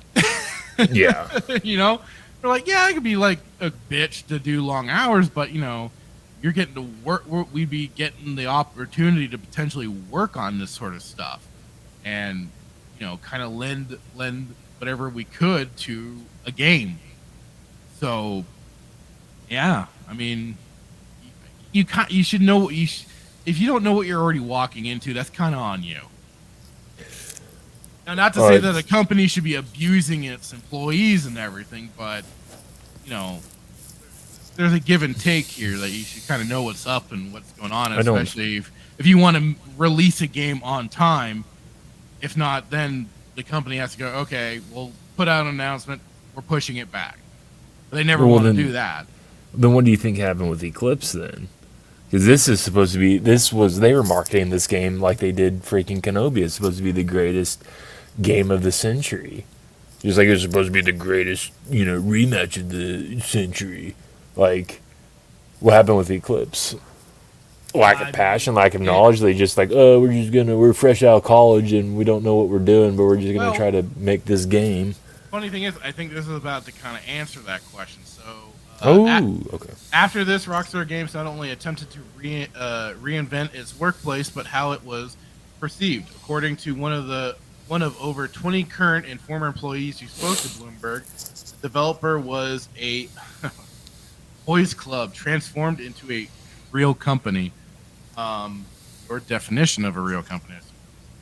Grand Theft Auto 6 has had a slower development. Is that right? You changed the company, now it's slowed down and nothing's getting done? Oh, shock and awe. Allegedly starting in some capacity in 2014, and while hindered by, and this is where I'm thinking the answer is the whole COVID-19 situation that went on, lockdown orders, delays were partly due to the new changes aiming to improve conditions at the company. These include restructuring the design department and keeping overtime at a reasonable level with more producers to monitor schedules. So I imagine with the Star Wars Eclipse game, with the whole COVID situation, that's where they ran into actual problems. They may not want to say so, but that's probably what kicked them in the ass, and they haven't been able to make progress with their game. That's probably as good as guess as any. Yeah, that one. So then contractors became full-time employees with abusive managers allegedly given the boot. Employees had care packages across the pandemic and have also been given mental health and leave benefits. The new flex time policy even allows employees to immediately take time off for every hour worked. Over the past 4 years, management has reassured excessive overtime wouldn't be needed for Grand Theft Auto 6 development. As we see now, it's slowed down and not making great progress. Anyway, another source told Bloomberg that the dramatic changes to Rockstar Games' work culture could not only help with retaining and attracting staff, but also make games better for everyone working on them.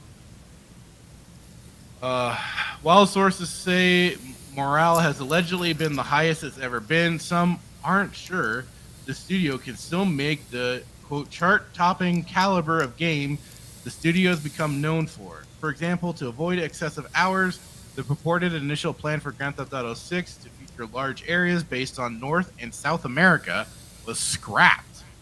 Instead, the map will be focused on fictional versions of Miami, much like Vice City, and surrounding areas. The game also reportedly had the codename, quote, Project Americas, which match prior rumors that claimed the game would introduce a female protagonist. Grand Theft Auto 6 will instead be updated over time, adding new missions. So this is probably going to also mean more in-game microtransactions, shark cards, and stuff like that to booster their game. Instead of actually, like they used to, release full freaking games back in the day. Now they're so reliant on this constant online, that they can just, we'll just update it. No big deal. Sure, the game is half finished, but they'll get updates as time goes on. No big deal. And some of those updates, we'll charge you for them. Assholes. I think that it's almost easier. I could be wrong. maybe this will sound stupid, but I almost feel like it's easier to half-ass a game, release it, and then to your point, just do updates. Like, essentially, it's basically now the how you'll see on like on the Steam program when you see like early access. Early access is basically the big thing of that. Of you invest in a game and hopefully it pays off, and the developers stay invested themselves and keep going with it. Sometimes though, you could buy an early access game and the developers lose interest or they go under, whatever, and then you never get your fully completed game. I feel like they did, like, I'm a huge Call of Duty guy, like Black Ops and all this, but the new, I think I want to say, no, I think, I don't want to get it wrong, but I think Treyarch did the Call of Duty games. And anyway, but when they did the Black Ops, the most recent Call of Duty, it was when the height of COVID just released, and everybody was like, they shut down everything, and then they were trying to, I think, make this game basically in people's homes, and it was just terrible. It was just a terrible game, and but they kept doing like updates and all this stuff, and not that I don't know if the story was trash, but it was just, I think it was just a trash game, honestly. But yeah, I think, and they pushed it out, like, instead of waiting and pumping, adequate money into it and making it a great game, they basically just dragged Treyarch's name through the mud, and but a lot of people don't play it. Here's definitely a point from Mr. Insect. Everyone wants to transition to the subscription model. Why release a game once you can keep it up, can keep them on the hook for months or years? Yeah, just keep having them pay X amount for however many months, and they just soak that up and go, all right, we're still working on that game. Don't worry. But to that argument, well, not really argument, but is that what like SOTOR is doing? Is SOTOR a bad game, and they're just constantly doing? Because they're about to do an update August 2nd. I just saw 7.1, I believe. That's the thing. Like the MMOs is kind of a it's in that vein, but it's in it also kind of a beast of its own, because part of the whole thing. Oh, he says yes. Oh, okay. Yes. I mean, it takes that right. I mean, I was gonna say that the whole thing. What were you going to say? For the subscription is in part because they are also trying to like maintain servers and stuff like that, because it is an constantly online game. You need those servers to be monitored and kept up. So at least the excuse certainly in the day was it's for basically server costs. That's kind of what it gets brought up when you can like donate to these emulators that are MMOs. The idea is to help keep them going on top of also helping pay for server maintenance and stuff like that. But yeah, he's not wrong. It is just basically kind of keeping everyone on the hook and going, hey, just pay that $15 a month. No. So it's all good. Yeah. I don't know. This whole so like the update, the update they're doing on Monday, like what's the point? Like, do you have to update it because of the server, or like what are you doing to the game? Is it solely because it's MMO? I haven't looked at the update that they're pumping out. So well, I may or may not have got on before the show and was trying to make my way through Korriban, because I'm going to be there for the next 7 months. Well, nice. Hopefully we'll be playing tomorrow. So yeah. Like Star Wars Purist comment with Mom and Dad's credit card. 100%. Hey, that was how I played Star Wars Galaxies back in the day. Shut up. But it was worth it, damn it. That's funny. Like, where are all these charges coming from? I don't know. I up front asked. I was like, so there's this game I want to play with. I never did. My friend, and it requires a $15 a month charge. My mom was like, "Are you kidding me?" I'm like, "Yeah, but I need this game from school." Yeah. It's just like asshole. And then you would get it.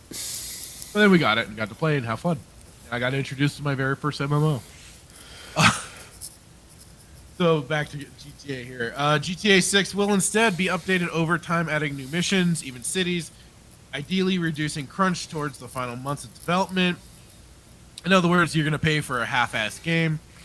Despite this, the game allegedly promises to include more interior locations than prior entries in the series. Why do I care about interior that much? The whole point is like being outside and running and gunning. While some claim to be adjusting to these new working conditions, such as additional producers, directors, and middlemen, causing communication bottlenecks and confusion of who would make final calls, others told Bloomberg that they aren't sure what Grand Theft Auto would look like today. Executive producer Dan Houser left Rockstar Games in 2019, who led creative direction on the series, as noted by Bloomberg. Several of the sources pointed out that satirizing modern American culture would be difficult, as it's already satire itself. No shit there. Bloomberg reports that industry analysts are expecting Grand Theft Auto 6 to launch in Take-Two Interactive's 2024 fiscal year. That would be April 2023 to March 2024. However, some sources told the outlet they didn't know of any release date, expecting a 2024 release at least. Thanks to loose schedules and lack of progress, a group of designers allegedly quit Rockstar's Edinburgh office. Others also noted there was little pressure to get a new game out the door. The topic I'll be speaking on in this and the next My phone's going off. Hold on. I'm really saved. Now, this is really kind of... All right, continue. I was like, what? So is treating staff better synonymous with making less, quote, offensive games? What do you expect out of Grand Theft Auto 6? Let us know on social media and comments below. So, yeah. I mean... It just seems like a joke. Well, if you know, it's, like, one way or another, the way I see it, it's Grand Theft Auto. So... Yeah, but they're not going to make another... Like, for them... Initially, this game, when released, will make bank because it'll be going off of the name alone.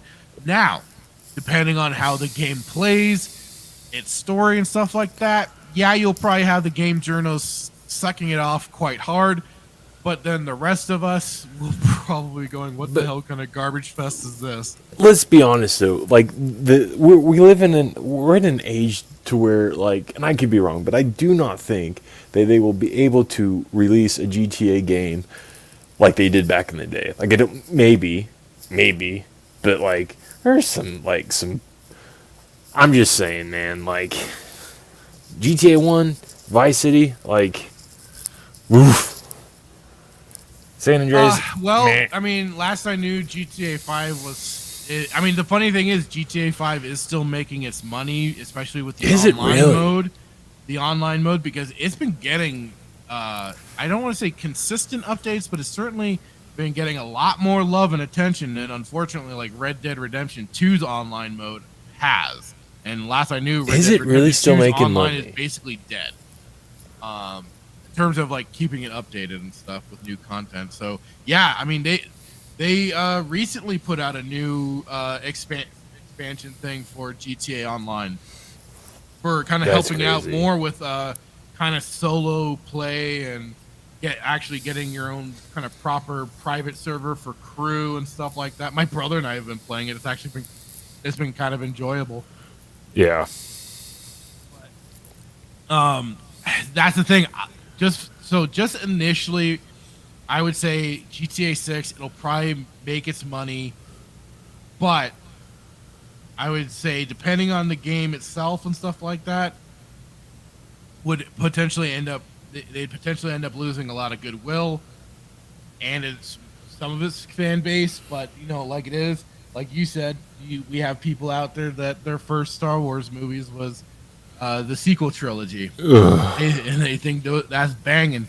So we could have the new generation coming in, and this is their first GTA game, and could end up going, man, this is the bee's knees right here, and you know. I mean, you want bee's knees? Go back to Vice City. That? I said if you want the bees needs to go back and play Vice City. Oh yeah, yeah. If you Play Vice City and then watch, oh my god, I got Scarface. yeah, brain that's fart. what I was figuring you were gonna say. Yeah, brain fart. Yeah, But I mean, and watch a bunch of '80s shit. You know, go watch Miami Vice and all that sort of stuff. what that, yeah, Don Johnson, and you just don't see good stuff like that anymore, man. I mean, that was basically the thing about Vice City. It was 80s nostalgia. Yeah. So, Vice City and Magnum PI and all that. Yeah, you're basically one. Dukes of Hazzard and all these kids. I was like, what? Dukes? What? Miami Vice. I don't know what that is. GTA 6 will eventually become the first free-to-play GTA game within 1 year of release. You heard it here first from Star Wars purist. There you go. Probably not wrong, honestly. Yeah, you're probably not. It's if they go full hog subscription model, then it would probably drop to free to play, and then even heavier with the wanting shark cards and online free to pay to win microtransactions and stuff like that. At 17:45 on Saturday, July 30th, you heard it. GTA 6 will eventually become the first free to play. At an hour 36 minutes, we got it time stamped and everything. Yeah, I'm actually writing it down right now in my diary. Oh god. You think they're actually going to do it though? You think they'll actually produce this game? Like they said, they kind of have to put out a brand new game. It's been since Red Dead Redemption 2 since they put out a new game. So they're gonna. Are they gonna rush? Is this gonna be like to what we were talking about earlier? You think they're gonna rush, or they actually think they're gonna take their time and produce a quality game? They're gonna take their version of time, which seems so. To be Let's elaborate time. on that. Like, what do you think? Like, just pump it out in a couple months. No, I don't think it's gonna be that quick. It probably will be what they're projecting. Because isn't with the new they've GTA been working games, on it for a while. Yeah. Is there any online play with these new GTA games? I think I remember GTA 5 you has could play the online mode. Yes. Yeah, GTA 5. I'll mention Saturday Night Sith in my Toxic Male of the Year acceptance speech. Thank you, sir. Thank you. I'll take it. so honored. It's a great timestamp this too. At 1:38, the greatest compliment came in. Absolutely. No, do you think are they gonna do any online play? Because was it GTA 5 you could play online? Yeah, I remember. GTA 5 they had but the funny thing was like what was an MMO though? Was it? They released it not shortly. It was a little while after the main game came out, and they were first saying no, it's gonna be out together, but then they had to roll back and go, actually we need to take some more time to work on this, so it's not gonna be out with the release of the game. It'll come a bit later. It did. But it wasn't. You did eventually get to play online and create a character and all that sort of stuff. But they have really revamped that game, and it can be, like I said, it could be when you're playing with just like your crew members and stuff like that. Yeah. It's actually it can be fun. You can do, of course, some goofy stuff. And they like I said, they made the jobs a lot easier to play with just more minimal crew members than needing like the full group and having to interact with people online. I remember just playing it, and we were on like one of the beach piers or whatever. There's like a shop where you could buy masks and clothing. Yeah, I bought a fox mask, and I was just going around just being stupid. That's the only memory I have of doing the online play. But is it considered an MMO or no? It's just online play? No, I don't think so. I don't think it's considered an MMO because massively multiplayer online RPGs. They generally have more of also a social element, and I wouldn't say there's a big social element to this game. Right. Other than like, maybe the chat lobby and stuff, but I mean that's like basically your old Call of Duty tier chat lobbies and stuff where you're just gonna get a bunch of shit talking and spam and stuff like that. So I don't think it's well, I mean you get that in MMOs too, but I would say it's definitely there's more of a social component to MMOs than I would say to like this sort of game where it's definitely more of an open world banana farm of madness. There's no crap talking in SOTOR, right? Or no, of course not. Oh, I believe you so much right now. That's why I always close my chat window because I don't always want to see the spurgs. I can't wait for tomorrow. Oh, tomorrow will be fun. I'm gonna be really upset though if they do this update and it takes me another 6 months just to re-download it. Or do you have to re-download it? Just so long as you get on and at least turn it on and have it update before we try to play, you should be good.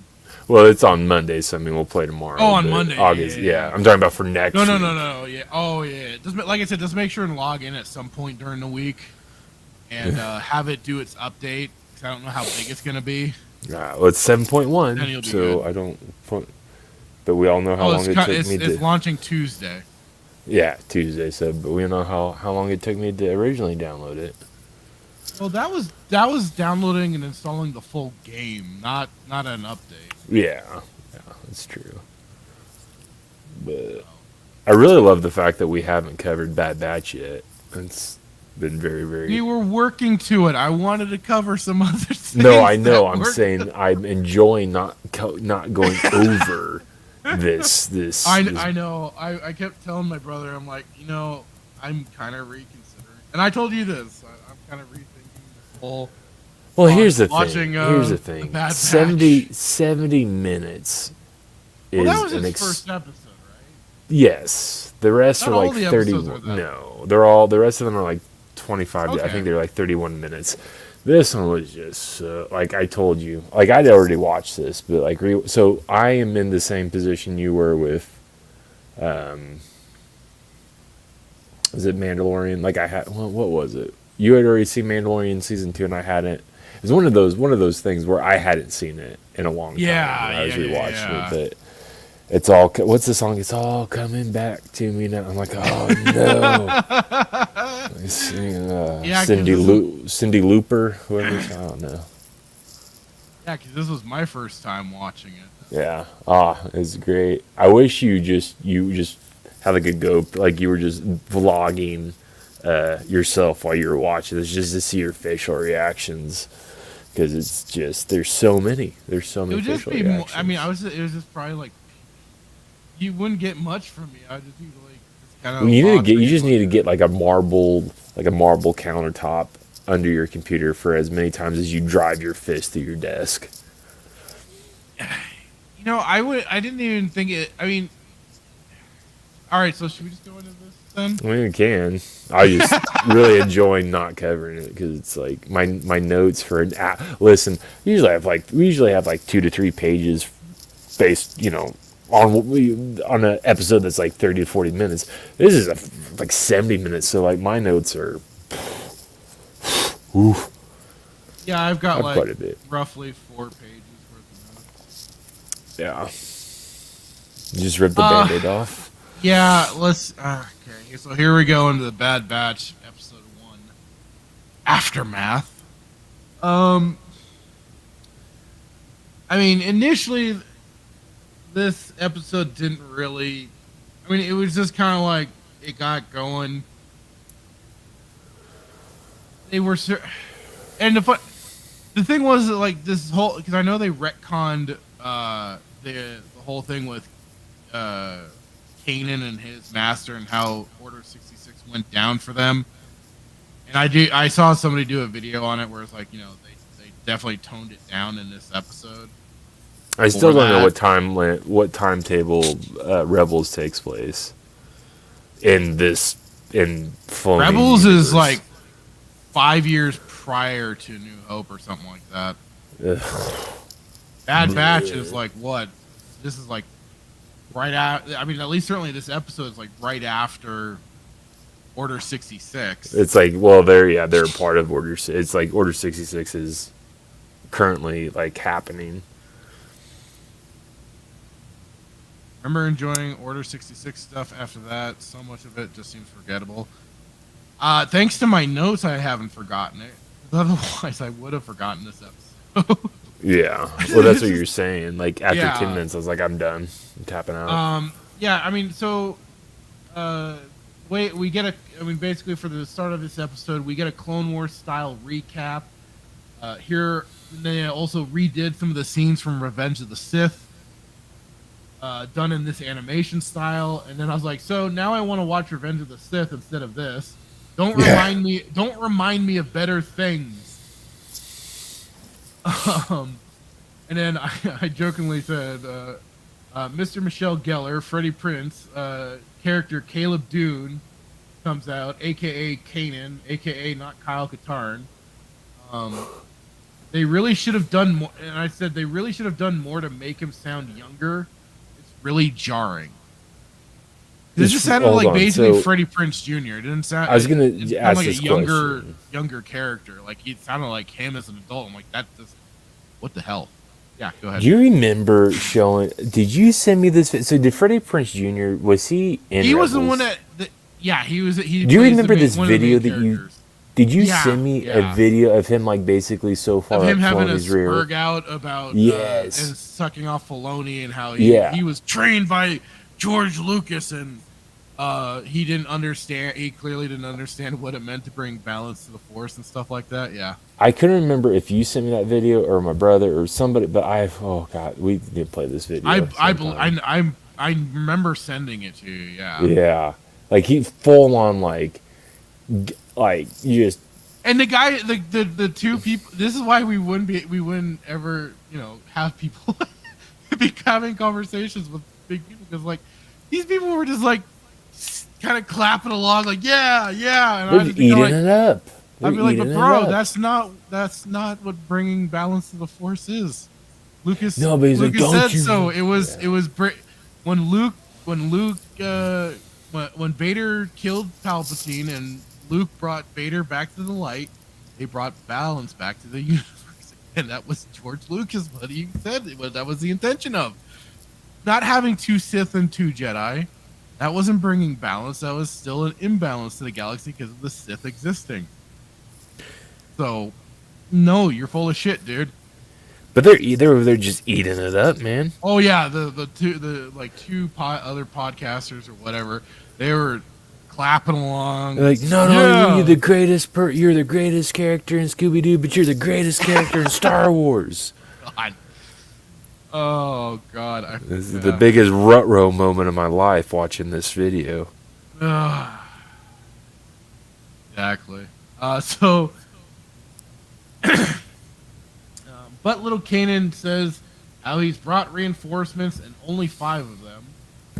And I was like, well, certainly is a cool little battle scene. Just goes to show the lack of any real threat the droid army was there to possess. I'd understand unusual tactics winning the day out, but all it was throwing a big rock at them and then charging in like haphazard spurgs. I was expecting maybe after the boulder or instead of a giant avalanche to certainly take out / immobilize the droids and tanks as something certainly of a surprise attack could bring about. But nah, Killer Croc style, throw a rock at them! For anybody that's watched Batman the Animated Series, you'll get that. Yes. And then the setup comes quick as the tech clone, clone called Tech, has the clone intelligence about Obi-Wan finding and engaging but not yet killed Grievous. Unless the comm chatter is behind, it certainly comes quick for the Order 66 to go through. Definitely try to play on the member berries, and again, I could be watching something better like Revenge of the Sith with the Anakin's betrayal music cue playing, just a slightly different version of it. Caleb, without any real reason to show fear, also shows fear towards the Bad Batch crew and runs off from them. They then get informed on the clone com chatter that Order 66 is going across the board. Hunter doesn't seem to know what this order is, when I could have sworn all clones knew the commands carried out, but Crosshair seems to be. So he has the chip, but the others no? Regular clones are on the scene, and Hunter gets the update and how the clones are ordered to kill all Jedi for being traitors. And Hunter is the clone that, if you saw the thumbnail before this, is basically the guy that I thought looked like Rambo or Big Boss or Solid Snake, whoever you want to say. Just definitely what I don't ruin. Don't. No. Why? What? It was basically he looks probably more like John Rambo than anything. I get it, but don't ruin that. I'm trying to ruin it. I know, but you did. Now we know Filoni likes making homages to things. Yeah, and amongst other things like squirrels. Oh, you should send a link to Daviaso, just saying. Think he wants to be in on this? Oh, 100%. 100%. Send him a link. Oh, boy.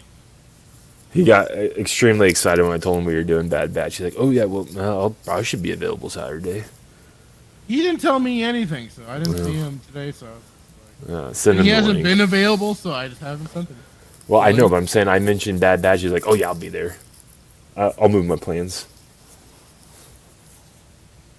Let's see if we can get him in on this. I think I told him we were doing Visions. He's like, yeah, I've got a date. And then I said Bad Batch. He's like, oh, yeah, I'll be there. I should be able to join.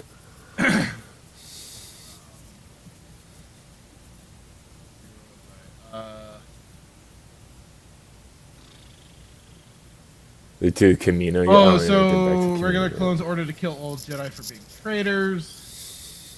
Even though Clone Bad Batch Regiment just took down a platoon of droids, as if they're nothing, the Padawan is trouble. Gotcha. So even though this clone, oh wait, no, I just said that. They could have. This is the thing. They could have used literally any Jedi Padawan and Master for this moment in time, but because it's Filoni, he has to make sure and insert his characters wherever humanly possible. Well, look at who we got here, Mr. Daviaso. Long time no see, sir. How's it going? It's been, I think it's been about 6 months since he's been on. Yeah, just about. There we are. Now I can hear you. So we're just starting going over Bad Batch. Hitman told me to send you a link because Bad Batch was apparently up your alley. Yep. So yeah, we were just going through the opening scene basically. Oh yeah, with how they retconned it from the Kanan comic. Yeah, made it less impactful and more and less emotional and stuff like that, and watered it down completely. Yeah, that was great. I went and saw that. This was part of what took me so long to get through this episode. I wanted to go and make sure when I wanted to, talk some smack about this, that I could at least talk some smack. And I went and found the comic. I was like, oh wow, so they really did mess with this. Yeah, it's one of my favorite comics, the Kanan comic. Yeah, because they really were making a lot more of an emotional scene for it all, considering they actually had shown them working together as long as they did, and then having the heartwarming bonding moments, and then the clones get their orders and have to take out the Jedi traitors. Yep, unfortunate. But what do you think they just inserted this because Filoni likes getting to make sure his characters are in there at all chances? Maybe, or they just wanted to do some connective tissue, because they showed Kanan at the end of Clone Wars too. Did they at the end of Clone Wars? Yeah, they showed him as a young kid in the opening thing. Was that in season 7? Yeah, it was in the final episode. Not the final episode, but the first. See how well I remembered that. Completely forgot. Oh no, the first episode though is like one of my favorite episodes. For Bad Batch? Yeah, it's this one, and then the second to last one is my other one. Ah, okay. So then, yeah, they have Crosshair that's getting a little shifty and questiony with what happened to Caleb. Getting into Kamino, they learn that the war is finally over, especially after the defeat of Grievous on Utapau. What do you got for some notes there, Hitman? Oh yeah, so just opening scene very Clone Wars-esque. Yeah, that's look, they copied Revenge of the Sith fight scene between Anakin, Obi-Wan, and Grievous. Yeah. Like almost identical, which is very interesting because no, it's exactly identical. Oh, I know, yeah, but we see Filoni do that a lot. Just rob stuff and make it his own. Caleb introduces Clone Force 99. Oh, yes, shoot the snow and the boulder. Boyd Wrecker is strong. And thick as hell. Yeah. I was like, Caleb wants to go play with Clone Force 99. Oh, I'm sorry. I said Boyd Wrecker is strong. It's like General Obi-Wan has engaged General Grievous. Same line as Revenge of the Sith. Caleb wants to go play with Clone Force 99. Execute Order 66. I needed to update this. I put that Beskar plot armor is what I probably should have put. I just put that Beskar would have come in handy. Caleb dips. The group, and this is so funny. It's like the group is trying to figure out what Order 66 is while looking for the kid. So, like originally, this is where we need to get OG Star Wars on here. But wasn't Order 66 actually written into like the law? It wasn't an inhibitor chip. That's obvious. No, that's Filoni's. It was all part of the initial training for the clone troopers. There was a set of commands. Yes. That they basically knew, and Order 66 was the one. Yes. Driven into them that this was the one that you follow above all else. But, Yeah. that was also the thing prior to the inhibitor chip was that was at least you could have in the clones they had a level of individuality even prior to that, and it made it so that they could question and kind of go, wait a minute, we've been serving with these Jedi. We don't think they're traitors or anything like that. So that's how you could at least it gave room certainly for there being Jedi still out there in the galaxy. Yeah, but it wasn't inhibitor chip. That was Filoni's thing. That wasn't canon. That's not EU. Like it was Order 66 was a actual it was an written actual command, into law. Yeah. Okay. I just wanted part of their command. Yeah. So then I put following orders. What orders? I was like, oh, that's what Order 66 is. Kill the kid. Do it. Hunter trying to talk the kid off the ledge, and he's gone. Yep. Hunter lies about killing the kid, and then we're back to Kamino. Crosshair won't get what. Go ahead. So sorry. what I will say is at least, and I'll give this show a bit of kudos. I did like the scenery. I did like the scenery, mainly because I'm a sucker.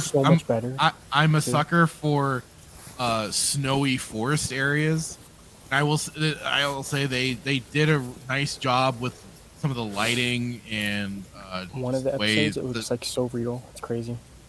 And I thought it looked good. So you're a better man than I am. Like I said, I'm a sucker for some of this, but again, like I said at the start of us going into this, they definitely missed out on a better opportunity of showing some unique tactical sense from them, other than throwing a big boulder at the enemies. Yeah, I mean, they missed out on that. It's almost as bad as what was it? Fennec Shand using her robotic stomach muscles to push that boulder down and take out all those stormtroopers. Almost is as that in Mandalorian? Yeah, almost as good as that. Wow, so Filoni likes having them throw boulders at people. Okay. I'm just saying. I don't know, but I think I may have jumped ahead or above you. But I'll just end on. I passed it to you when I. I got so to I just said. As well. Oh, so I'll just end it with back on Kamino, and Crosshair won't give it up. He's certainly being persistent thanks to that chip. Which like, for a while, I almost thought they were trying to avoid mentioning the chips at all. Like, I almost thought it was like not gonna be like they were gonna try and forget about it conveniently, but they do bring it up in this episode. Okay, so they do still exist. Yeah. Let's see. This really quick. Not in EU though. Not in EU. No. It was prior. Star Wars Purist. He was in a hologram on the crossover scene where Windu says he senses a plot to destroy the Jedi. Huh. I forget what we were talking about when that's possible. I don't remember. So then, like you said, Crosshair now confronts Hunter about letting the Jedi get away. Oh yeah, oops, lightsaber slips from the corpse. Like, just the dumbest thing ever. Like, you would think you're just not gonna grab the lightsaber. You're just gonna leave it in their hand, like rigor mortis, like said in that quick. This is literally You'd 3 think they minutes after. They would have collected the weapons and like. You just see what they should have done. Yeah. And on the corpse itself. Yeah. Tech goes into the programming about the clones. So funny, they seem to avoid at the moment. I mentioned the inhibitor chips. Also, we get more machine now than man line drop because you gotta make sure you reference. Because of course, good old Palpatine giving his glorious speech on the birth of Empire Day, which was just basically his. I think it was just the audio from Revenge of the Sith, right? 100%. 100%. No, yeah, that's what it was. Audio from and it wasn't. It's like, oh god, so many shit. I'll get to that when it's my go. This is content right here. This is your anger. Oh god, I'm legit pissed with this, but I'll let you, out of respect for you, I'll let you continue. Thank you, sir. Good old giving a speech. Tech feeling vindicated about the programming of the regular troopers. Now we get Omega stalking around the Batch troopers. The grandest of Moffs, old Tarkin, but he's admiral at the moment. He has not become a grandest of Moffs. But he looks like he's already max level old. Yeah. Listen to him, Hitman. Give in to your anger. So Tarkin's here to deliver bad news about the discontinuation of clone troopers by Palpatine.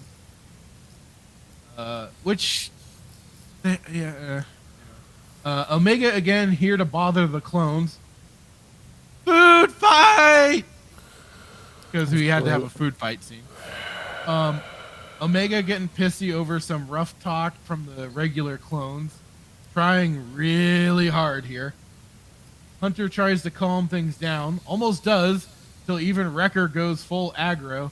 And starts chucking meals at as well as and then a big brawl starts. And with the food tray and with the food tray, Echo is taken out. Oh my god, he is busted open. It's a slobber knocker. Medical droid gives the bad news about them being defective clones. Echo drops news about Tarkin being the one here to evaluate them all. Hunter tells Omega to piss off, basically. She just doesn't seem to. Can't take a hint, that kid. Tarkin wants to see the Bad Batch clones in action, so sets up a battle simulation for the crew. Through some quick thinking and action of the Clone Force 99, makes quick work of the training droids and simulation, especially with Wrecker going full meathead and taking out what remained. Tarkin, though, wants a more dangerous simulation to make the Empire stronger than the Republic was, and really put the clones through their paces. Droids that come out have an interesting design, like almost some old Dark Forces droids that there was back in the day.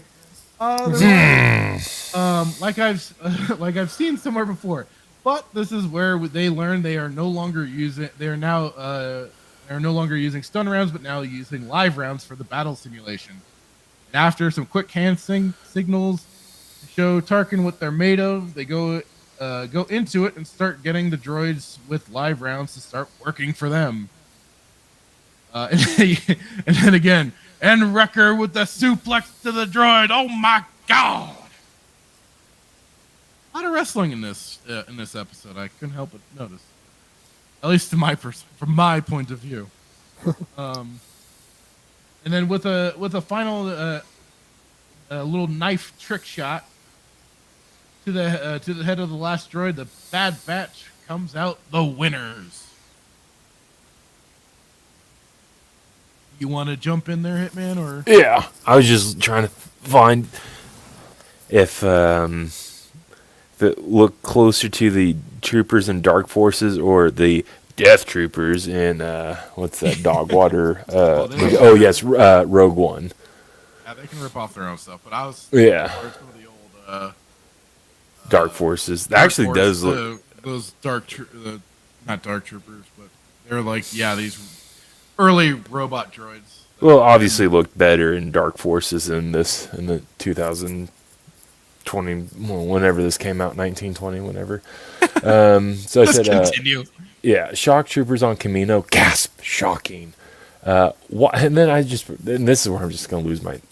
I was like, why go the inhibitor chip route versus the actual explanation behind Order 66? Like, why the chip? Huh? Because that's how it was set up in Clone Wars. Okay, they've retcons. They retcon. Yeah, that was an addition to with Clone Wars that they brought in to basically, try and what was it? Just basically take away their ability to make a choice in the matter, so they had to do it. It's just so stupid, though. It's just so you do the actual you don't need to add an inhibitor chip. You don't need to do that. Just follow the actual explanation behind Order 66, and it'd be fine. It'd be great. I don't understand. I hate the inhibitor chip. I don't understand it. It's just the dumbest thing ever. I don't get it. It's stupid. Ask me how. Especially if you want a bunch of extra Jedi to be running around, you kind of need. Like it's so stupid, and people are like, well, the argument you're making doesn't make any sense. But like, wasn't some of the 501st loyal to Vader? Yeah.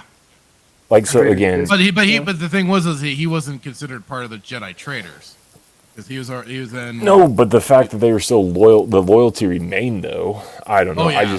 I just think it's the dumbest thing ever. And if I could meet the person behind the inhibitor chip, I'd kick him in his shin. Like, it's just dumb. I hate it. It makes no sense. That's his shins?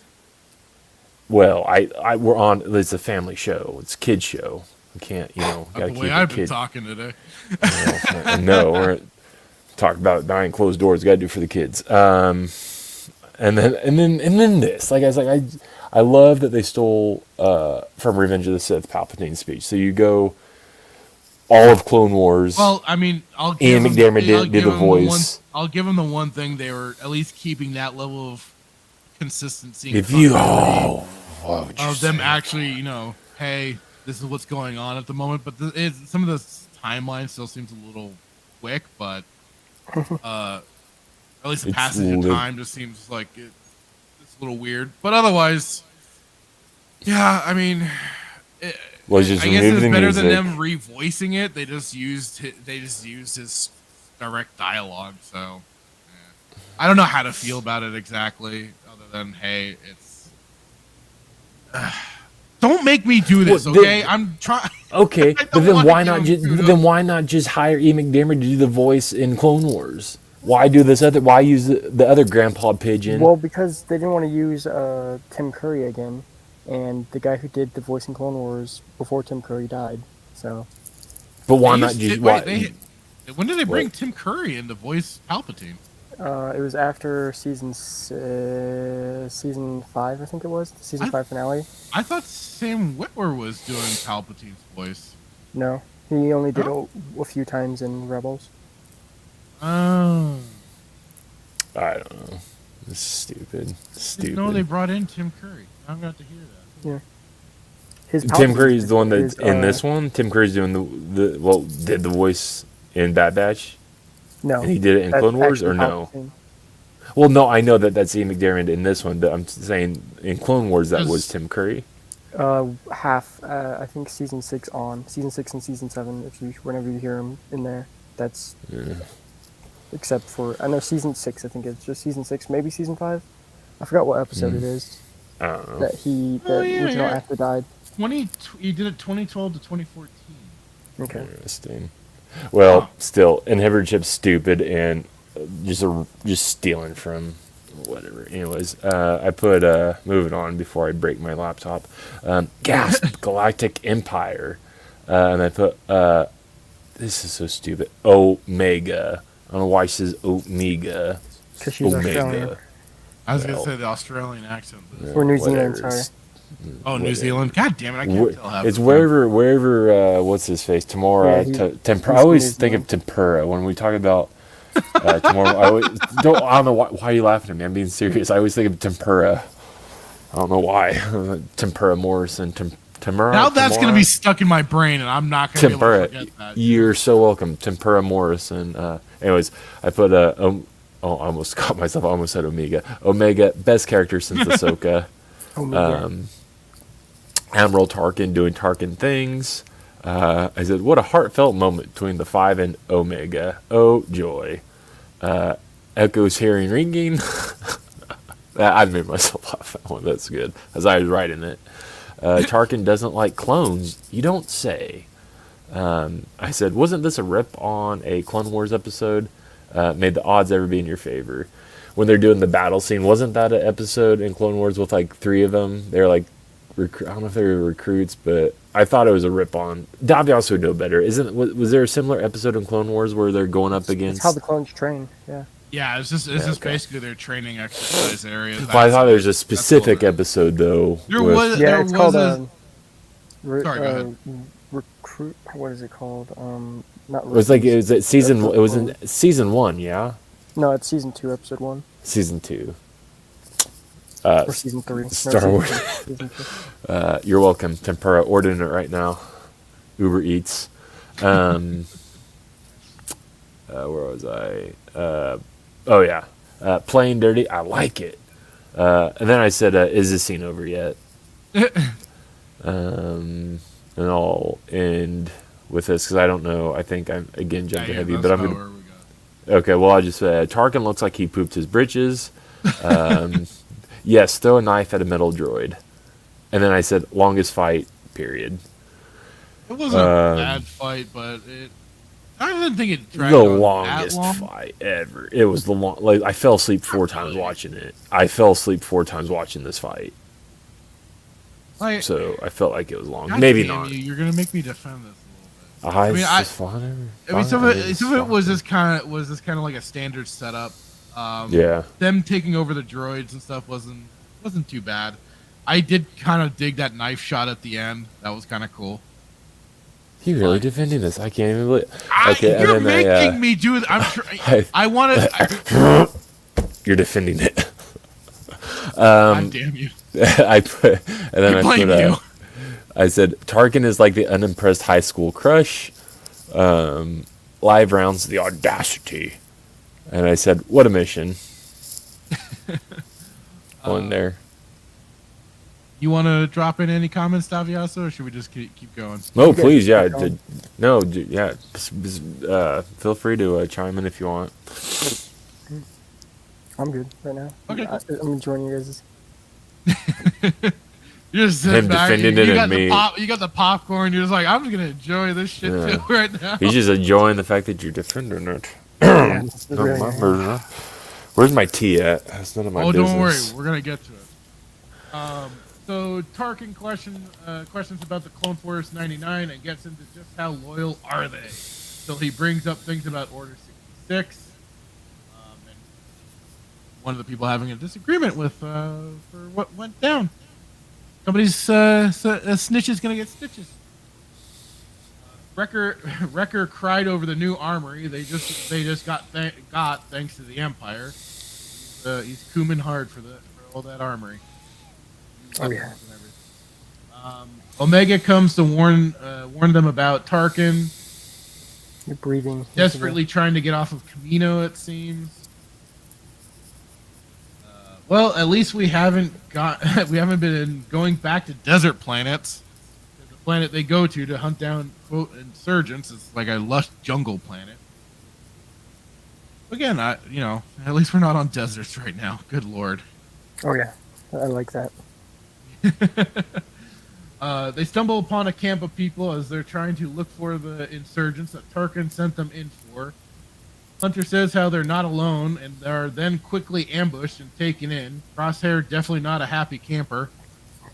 And, of course, it's everyone's favorite communist stand-in, Saw Gerrera, a.k.a. Che Guerrera, basically, who is already acting against the Galactic Empire because, of course. This is the thing that's bothered me. I feel like there should be some time for the Empire to really be, nasty and evil, because, let's face it, No, yeah, they're supposed to be good when they first start out.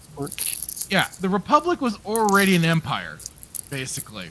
They ruled. They had they had their illusion of the Senate and stuff like that, but it was already basically an empire. And the Trade Federation did nothing wrong. They just wanted free trade, man. They didn't want the Republic getting all up in their shit. You're starting to sound like a separatist. Yes. Make a motion like that is it make a motion in the Senate, or is where that kind of request belongs? Senate doesn't mean squat to a tree. You are sound like a separatist. Hey man, I just want my free trade up in here. Come on. I don't think I'm asking for a lot here. Jesus, look what Plagueis was able to manipulate with this quote Republic. Don't besmirch Plagueis' name. I'm not besmirching him. He played them like a damn fiddle, and then Chief just took over and and took it to master level. So more death to the past nonsense, because you got to make sure and drop that crap in. Instead of learn from the past, maybe. I don't know, something a little more positive. Rutro, probe droid spying on the whole situation. The naughty probe droids sneaking in on it. Crosshair showing the signs of the chip, or whatever they're saying now, as he feels they needed to take out the insurgents. They shoot down and find out about the probe droid spying on them and whatever Tarkin's up to. Tech points out how super special awesome Omega is, as she's the fifth of the modified clones. Crosshair still with something stuck up his craw over things. Omega tricks the medical droid into searching through and checking through Clone Force 99's barracks. He's got a weird fetish, man. Omega runs into some troopers, and they aren't messing around as they shoot the medical droid and take the girl away. It's like JRPGs and stuff like that. What is it with everybody with your cast of protagonists having to end up in jail at some point? It's like a needed thing for some reason. Well, wasn't it? Let's just set the record straight. It was never a jail. It was built way before the clones were there. Oh, right. Yeah, it wasn't a jail. Whatever. Weird holding pen. So they're humans, not animals, and they have feelings, just like lightsaber crystals. Exactly. Wait for it. Wait for it. Bad Batch managed to land down without incident until they got into the hangar and are surrounded. Tarkin I didn't even get a or anything. Think you can't see my facial expression, so yeah, you didn't get your reaction. Tarkin confronts them about Saw Gerrera's situation, now calling them traitors. They didn't kill the insurgents. Because we gotta make sure and kick him off being full evil bad guys, for sure. Oh wait, wrong one. There we go. Yeah. They happen to be thrown into the same. What a coincidence! Thrown into the same holding, we'll say holding space as Omega. Wow, what luck! Crosshair continuing to get confrontational about following orders, despite them being a bunch of clones who are irregular and don't follow orders. We're getting the major red flag warnings with him. And Omega is now seemingly blessed with powers of great insight, as she knows Crosshair's motives. Crosshair is now chosen to be checked first of the group. And then this is where yes, he does have the inhibitor chip, and it's conflicting with him and his genetic modification somehow. Which I'll say I only half paid attention to. But yeah, you wanna go on there, Hitman? Yeah. Davios, do you have anything? No, I kind of like that. Beautiful, Part of love the it. episode. Oh, okay. I'll kick off where I said, how dare you besmirch Admiral Tarkin's name? I love how their ship is a rip off of the Lambda shuttle, kind of. I said, how dare you disobey Admiral Tarkin's orders? Crosshair getting cross. I was like, oh dear, they did put in Saul Guerrera. I can't. I love the word besmirched. I don't know why. It's just one of my favorite things I use in my vernacular. Do not besmirch Sheev, peasant scum. I said, kill them all. Do it. Unlimited power. And then, oh god, I was like, just duke it out in this series, please. Disobeying orders for a kid. I agree. No, well, we can add the best character in the show. What, Crosshair? Yeah, he has the most character development. Oh, I thought the medical. They're certainly putting him in a position for being a standout. Let's see. Well, we can add burglary to her list of accolades. Should have offed her. It's a trap. How touching. I'm gonna throw up. The stupid inhibitor chip again. I was like, oh yes, hit the metal wall and simply escape. This big brute really trying to break the wall, and these troopers are oblivious. Would you look at that? It worked. Oh dear. And then I put this. I was like, you couldn't hear the banging, yet you noticed the girl's gone. Wrecker is literally wrecking my brain. Well, yeah, they kept looking over at them when he hit it, and he was apparently quickly enough sitting right back into place, so it didn't seem like something, quote, was abnormal about what was going on over there, despite the loud banging. They certainly weren't doing anything to cover up like something else going on to hide it. Right. Yes, go find your unless Kamino's known for, like, I don't know, giant rats in the system of some kind. Just New York sewer rats. They just thought it was the waves. Yeah. Gosh. I said, yes, go find your companion that isn't fond of you. I'll just stop there because I think I'll let you continue. So Tarkin wants to enhance it further for the inhibitor chip. Wrecker gets to punch things for them to get out of this not retrofitted as a proper jail or anything, since it was pre-Clone Wars built. Omega offers to be the one to go out and help open the cell. Through great stroke of luck, Omega happens to hit the vent she's in and comes crashing down on the clone guards, and now they're out and going to look for Crosshair. However, much of him is still left. Bad Batch are quickly getting suited up back up and ready to go after Crosshair. Crosshair shows up full black armor and is standing against the Bad Batch crew. He served with, thanks to Tarkin's meddling. Wrecker with some Hulk-style clearing of smoke, and then chucks the two big metal slabs he was holding.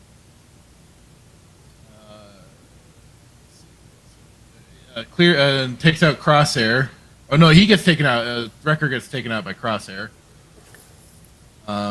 Seems there's a friend in the Kaminoans. I forget which Kaminoan it was that helped open. I forgot her name too. Is it Tonwi? Wasn't Tonwi? Was might it? have been. No, it was Tom. But it was some Kaminoan. Imagine that first time firing a gun and Omega manages to get Crosshair's gun shot out of his hands. Wow. So stunning. So brave. Wrecker saying it'll It'll take more than a blaster shot to take him down. Well, in this freaky galaxy, not even a lightsaber can kill anyone, so what can kill him? And that was, then they blast off. They're out of there. They're going on their next adventure. Hell yeah. I'll wrap up what I had then. I think I ended off with, yes, go find your companion that isn't fond of you. A stuffed animal, ... A rip off the Dark Force Troopers, ? Just get on with it. Dwarf Frisbees, practical, yes. And I said, you had the shot. Meaning, I think Crosshair had them literally in the crosshair. I think that's when Omega shot his gun. Yeah, then I said, oh, look at that little sharpshooter Omega. She must have been the first. That could have been like an actual built-up moment. Like it could have been maybe down the line with her traveling with them if they train her to use a blaster rifle and stuff like that. That could have been like a good moment. Wasn't she the first clone or taking something? a good aim and how take? Yeah, Boba was the first. Boba was, but like he was among the first. First of this, she was like the oldest, youngest clone ever. Yeah, I wrecked your brain last episode with it. The youngest, oldest clone ever, Omega. Think about it for a minute while I finish. I said, if I hear about the inhibitor chip one more time, thank goodness for finding Lula, J19, whatever could that be? And then I ended it with nostalgia much. For what part? Them blasting off into the... Oh, just the music, like as they're getting ready to go into hyperspace. Hyperspace. Yeah. That's all I had. So, it was an episode. It's had some pluses, had some minuses. It was just kind of like it was. It was just kind of like, I wasn't too keen on going through this. I know Filoni's typical tropes and stuff like that. And, there was, like I said, there were some okay parts. Go ahead, sorry. I don't think he has too much involvement in this, because I thought this was one of his. He's like usually in charge of the animated shows. I think he just. This was another one of his. It. I don't think he he oversees it. I don't know if he has creative control stuff. Look at the credits next time we watch the episodes, or you watch the episodes. I'm not sure. I think he's just a producer of the show. Creators: Jennifer Corbett and Dave Filoni. Okay. Knew it, Filoni. You know how I knew it was, or you know how I knew he was in it, because of the inhibitor chip. Well, that's their canon, anyways. Who was the creator of it? Who of the inhibitor chip? Don't worry, Filoni. I'll wait. Filoni. Baloney. So, yeah, he was developed. He developed 17 episodes. He wrote one. Okay. So yeah, he was basically there was, like, of course, different directors for the episodes, but otherwise, yep. Okay. He's I wanted to make sure and have my I want to be correct on talking shit. So. But yeah, so like I said, it was. I mean, it was. I'm gonna sit down. It was riding off of Revenge of the Sith, so they were definitely getting in those member berries to make you feel and go, oh yeah, I know that stuff. So it eases some people into it. I could see that. Otherwise, I know when I saw season 7, the Bad Batch episodes, theirs were the better episodes of that season. So it was. Is that Clone Wars or Bad Batch? What are you saying? Clone Wars? I said the better.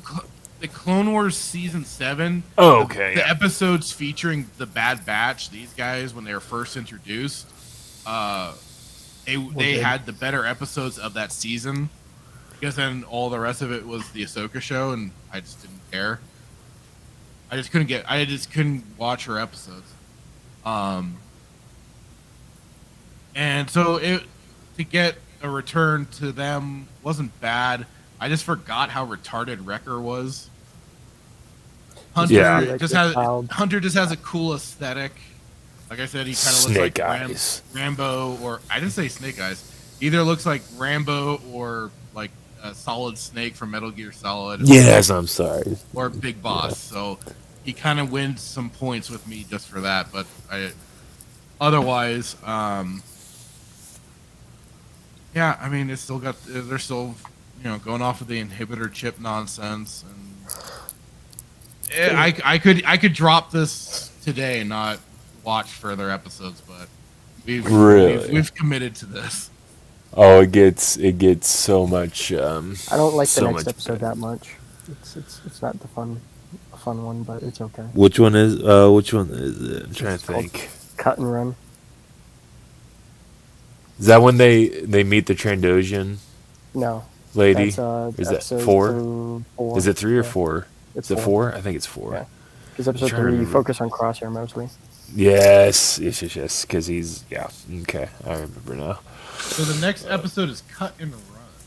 Cut and Run. Bad Batch visit an old contact. Yeah. Oh, is this... I don't want to spoil it. Please. No, don't do that. Yeah, I know. You'll be so excited for next episode. I'm trying to pull it up. Because like I said, it's been a while. When was the last time you watched this, Davioso? This season? Last month. Last month? Okay. I'm trying to see. Jog my memory for the next one. So it's still all fresh in my mind. Is it...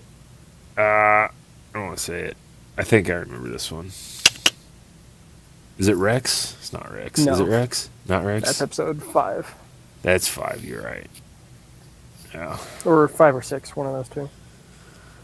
It's yeah, it just says the bad badge visits an old contact.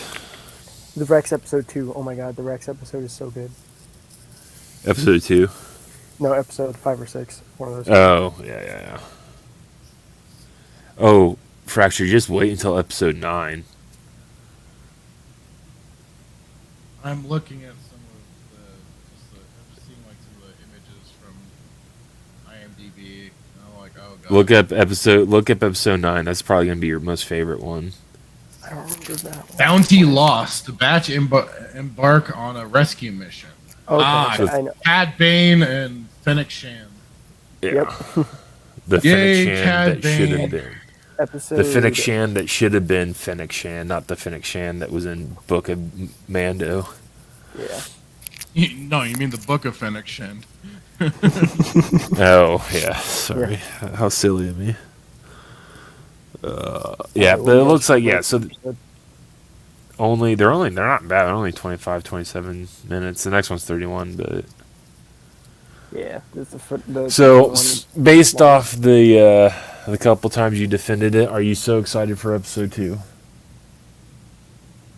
Not particularly, but especially now the way even Davias is like, not really a great episode. I'm like, oh crap, so this is gonna be a bad episode. Not every episode is not the greatest, okay? Not every episode has to be the greatest. So that's the problem when you do have too long an episode to run.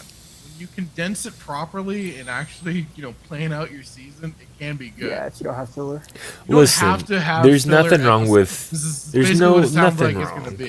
Nothing wrong with having a 6 episodes, mini series that tells the story between, what happened after or prior to the Death Star. What's funny is like I'm watching like a lot of British. Huh? Is he making a Kenobi reference?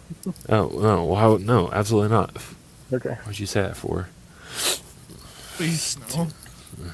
Sound like you were. All right, but yeah. So what about your thoughts, Hitman, on the episode? Just so many thoughts. So many thoughts, so little time. Yeah, I'm just not, like I said, the inhibitor chip's stupid. So the fact that they literally inserted Revenge, like the actual Revenge of the Sith movie in animated form, that just made me want to go watch Revenge of the Sith. Inhibitor chip is absolutely retarded, stupid, the worst thing ever. Like, I'd rather go watch paint on my house dry than hear somebody talk about the inhibitor chip. Palpatine's speech, like that, just, I was like, really? Like, issues with that. It was just very hard. The 70 minutes of my life gone. I told you, like, that fight scene, I fell asleep 4 times. I fell asleep 7 times watching the first 12 minutes of it last night, and then decided that I had to, well, not decided, but I, obviously we have a responsibility to our listeners. I had to watch it. So, yeah, it's just not this Omega character. I don't understand. It's just it's bad, but not in a good bad, not good bad batch, but bad batch. I think that's the definition of bad. It's bad, not good. Bad. Yeah. Yeah, 100%. Basically. Well, for some. Don't think, just consume. That's the Disney way. I really wish that the character that did Caleb was actually Freddie Prinze Jr. Or did I miss that? Was it? Oh, it was wasn't. Freddie Prinze Jr. See, I thought you said it sounded like him. I couldn't tell. I said he said it didn't. They didn't do anything to sound like make a him child. sound like a kid. Yeah, like a young teenager or whatever. He sounded like Freddie Prinze Jr. As he is. It wasn't doing anything to de-age or make him sound younger or anything like that. I mean, Jesus Christ, they do it enough on South Park. You think they'd be able to do it with here? I don't think, and I have to do kind of review some of. I have a lot of books about it, but I just wonder, like, why they decided to like paint Tarkin this way. Like, was Tarkin ever really in fact against clones? Yeah, I haven't looked too deeply into that, and I mean the clones, the whole thing really just came along with the prequels, so not a lot I think got covered For the sure. Empire arc. Other than yes, they did get decommissioned at some point. Vader. From the original Battlefront 2. It does go a little bit into that and how Vader. There was a war, wasn't there? Like a battle between the two. And then they were just eventually decommissioned. They were just decommissioned over time. Like, as the clones died out and stuff like that, they were then just replaced with regular people. And Vader, he kept his 501st for as long as he basically could, and they were his. Until they were like 70 years old. Till however long they were available, and yeah, they did eventually they got changed out because they got either from because this was like even and I think we mentioned this like either last week or the week before or something like that, but we talked about how it was Boba Fett in one of the later books. He had to get in contact with either like Ton Wee or something to stop a certain poisoning of the clones or the aging process, the accelerated like a certain accelerant to the aging that kicked in. I forget what it was exactly, but it was during the whole Darth Caedus arc, and he was looking into, he had to track down some of the old cloners and repair what damage had been done from their little like fail safes and stuff like that. So that was also part of it. Yeah. Wasn't there a planet? I think you and I were talking about it at work years ago. Wasn't there like a whole planet of like clones that Palpatine had just in reserve that he like forgot about? Is that a thing? I remember I think it was EU. The Dark Empire arc kind of touched on him still having clones of himself. No, but not like Thrawn trilogy. They kicked back up the cloning process, and that's why they needed. Yes. And Dark Force. That's why Thrawn needed George Sabath. Sybioth. Yeah, he needed him because they were such early versions of clones that they needed a Force user to keep them in control. That's even though Dark Force Rises. You know, he was a mad clone because he was a clone Jedi because they couldn't clone Jedi. Because Right. they'd go insane. Jor-El So, Sabaoth or something like yeah. that, I remember, yeah. I think that was in the second or third book. Was it? They got introduced. Yeah, I think it was like the cliffhanger for the second book. Yeah, it's in the third. It was like, oh crap, they have clones again. That's how they're getting. That's how they've like, you know, come back in such a big. That's how the Empire was coming back in such a big way. Besides Thrawn's own battle tactics and stuff. So. Well, and I just touched on, I guess for the show, like it's like they, and I guess I have to. Davi also could probably speak better to this because I'm drawn. I don't remember in the upcoming episodes, but do they still do the old 1930 admin entrance? They don't. So that was just this episode then. Well, that was like the best part. Oh, for sure. That was like the best, just that was like a great part of the Clone Wars show. Oh no, I mean I agree. I'm just saying, like, are they, taking that from, like, they've been just building basically off of Clone Wars and doing this. This was like transitioning over from Clone Wars to Bad Batch, basically. Yeah. So this is like how they smooth it over that way. It was like, oh hey, remember how they did it with Clone Wars? Yeah, you get a little remembrance of that. Just curious, like in Bad Batch, did they get Order 66 right and kill all the Jedi, or did they do like what they did wrong in the Kenobi series, where all the Jedi were able to survive? I mean, to the point where they have a tomb of them in. Yeah, and they're for the R&D at Inquisitor and Quintorian. So much so they even had younglings. Yeah. Samuel L. Jackson just chilling down there, apparently. Yeah. That's how he comes back. Oh, God, don't say that. Robo Season 2.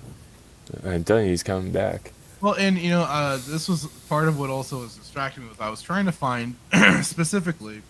Why Samuel's coming back? No, the original, basically, the original Bad Batch. It's Delta Squad. The Null Arc troops. That too. Yeah. Is that Ed Harris?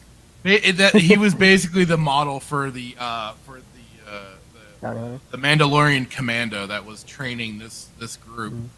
So yeah, the Null class Advanced Recon Commandos. This comes thanks to OG Star Wars. She had posted this, and I knew she did, and I had to hunt it down.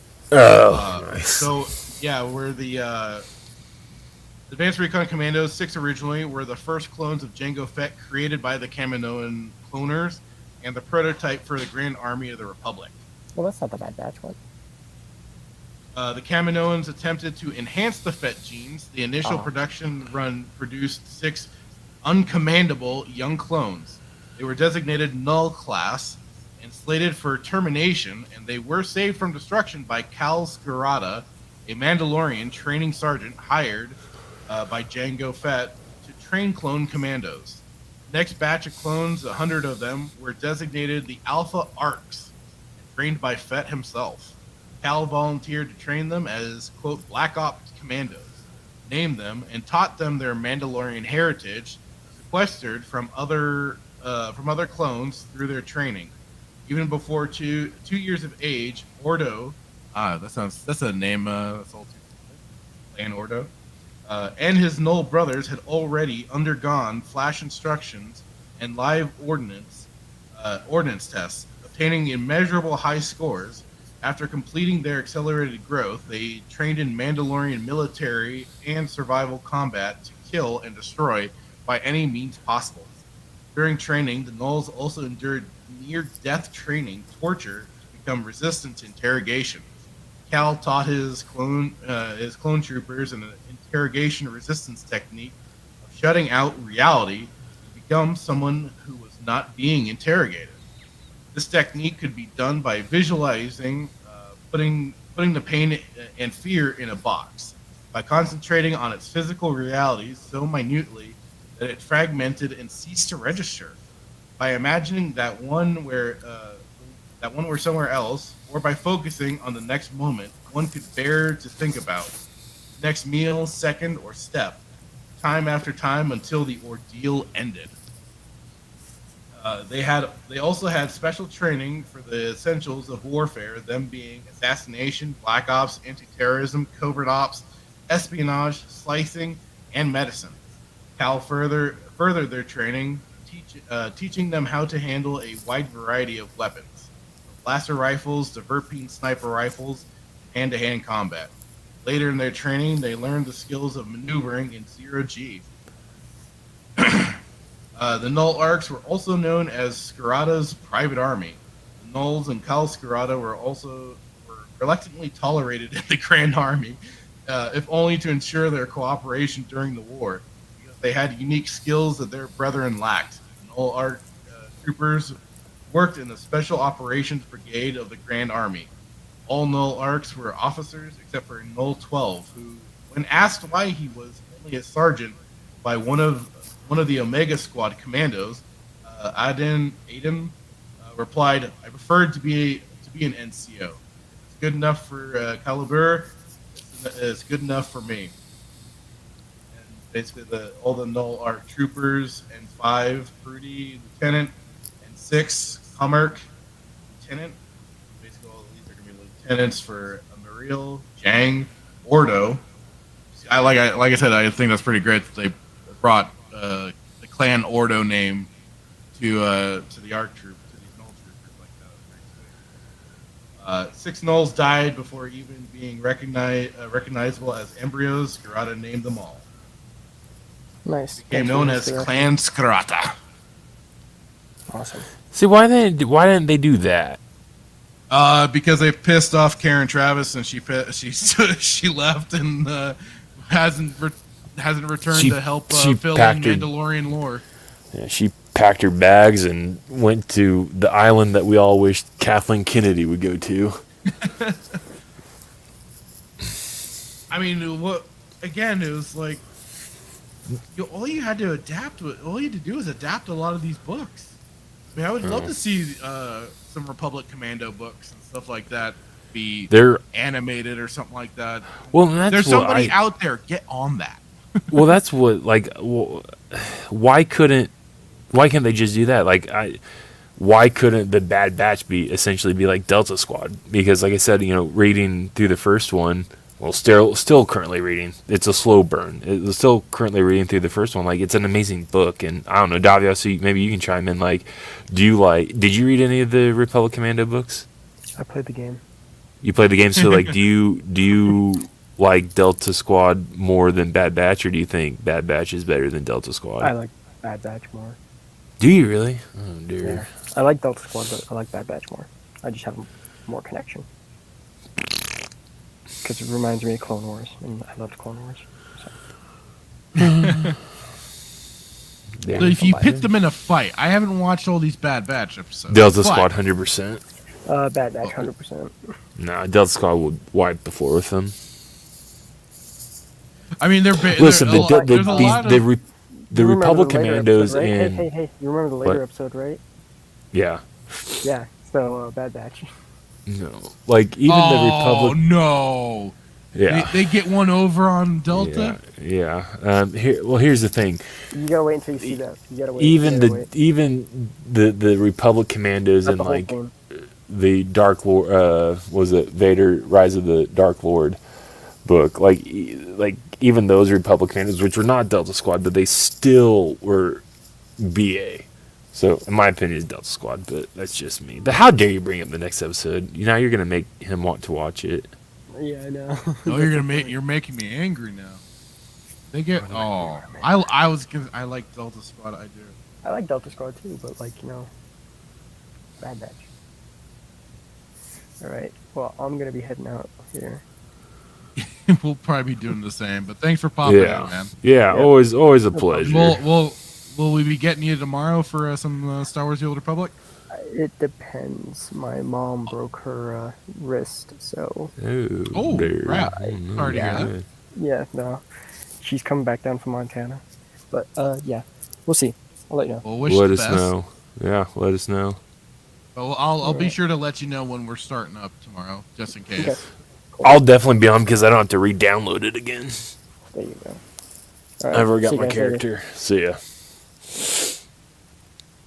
Boom. So excited.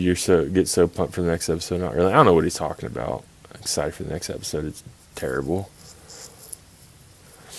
I can't say I'm looking forward to the idea of Bad Batch. But listen, over hey, on Delta Squad, but oh yeah, I blame Filoni for that. But it's only 31 minutes opposed to 72, so also it'll be easier to get through. Hopefully, I'll try and get a do little bit we- more ahead of it than I did yeah. this time. Yeah, you did it late. You did it like Thursday night. You're like, or maybe it was it Wednesday or Thursday? Was it Thursday? It was Thursday morning. I tried starting it up, and it Yeah, that's took me your- back your- the all day to get through it. That's your last day off. I Or know. well, yeah. So yeah, oof. You're cutting it close. I might You're try like me and on watch it Tuesday You're or tomorrow pulled or on a- Monday. I don't know. Yeah, you pulled a me. I watched it like I waited like Friday night after work to watch it.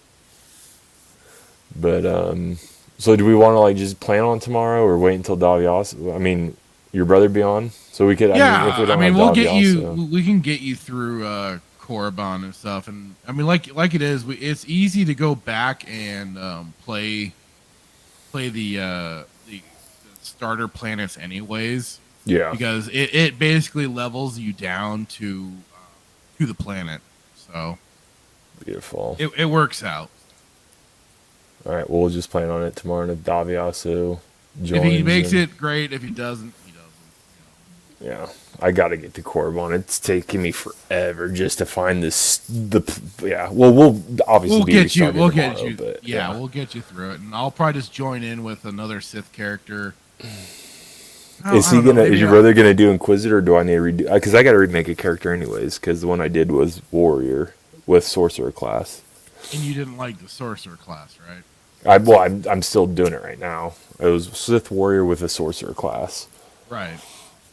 So, but I really didn't. When I first last Sunday when I finally got the game downloaded, and I was going through them. I was like Imperial Agent, nope. As a bounty hunter, absolutely not. And then it was Inquisitor and Warrior, and I won't do Inquisitor just because I don't like. Just because I understand Inquisitors That's have been around for a long time, but my whole bad taste, about them was because of I blame Kenobi and what's her name, Wong, who did the Deborah Chow.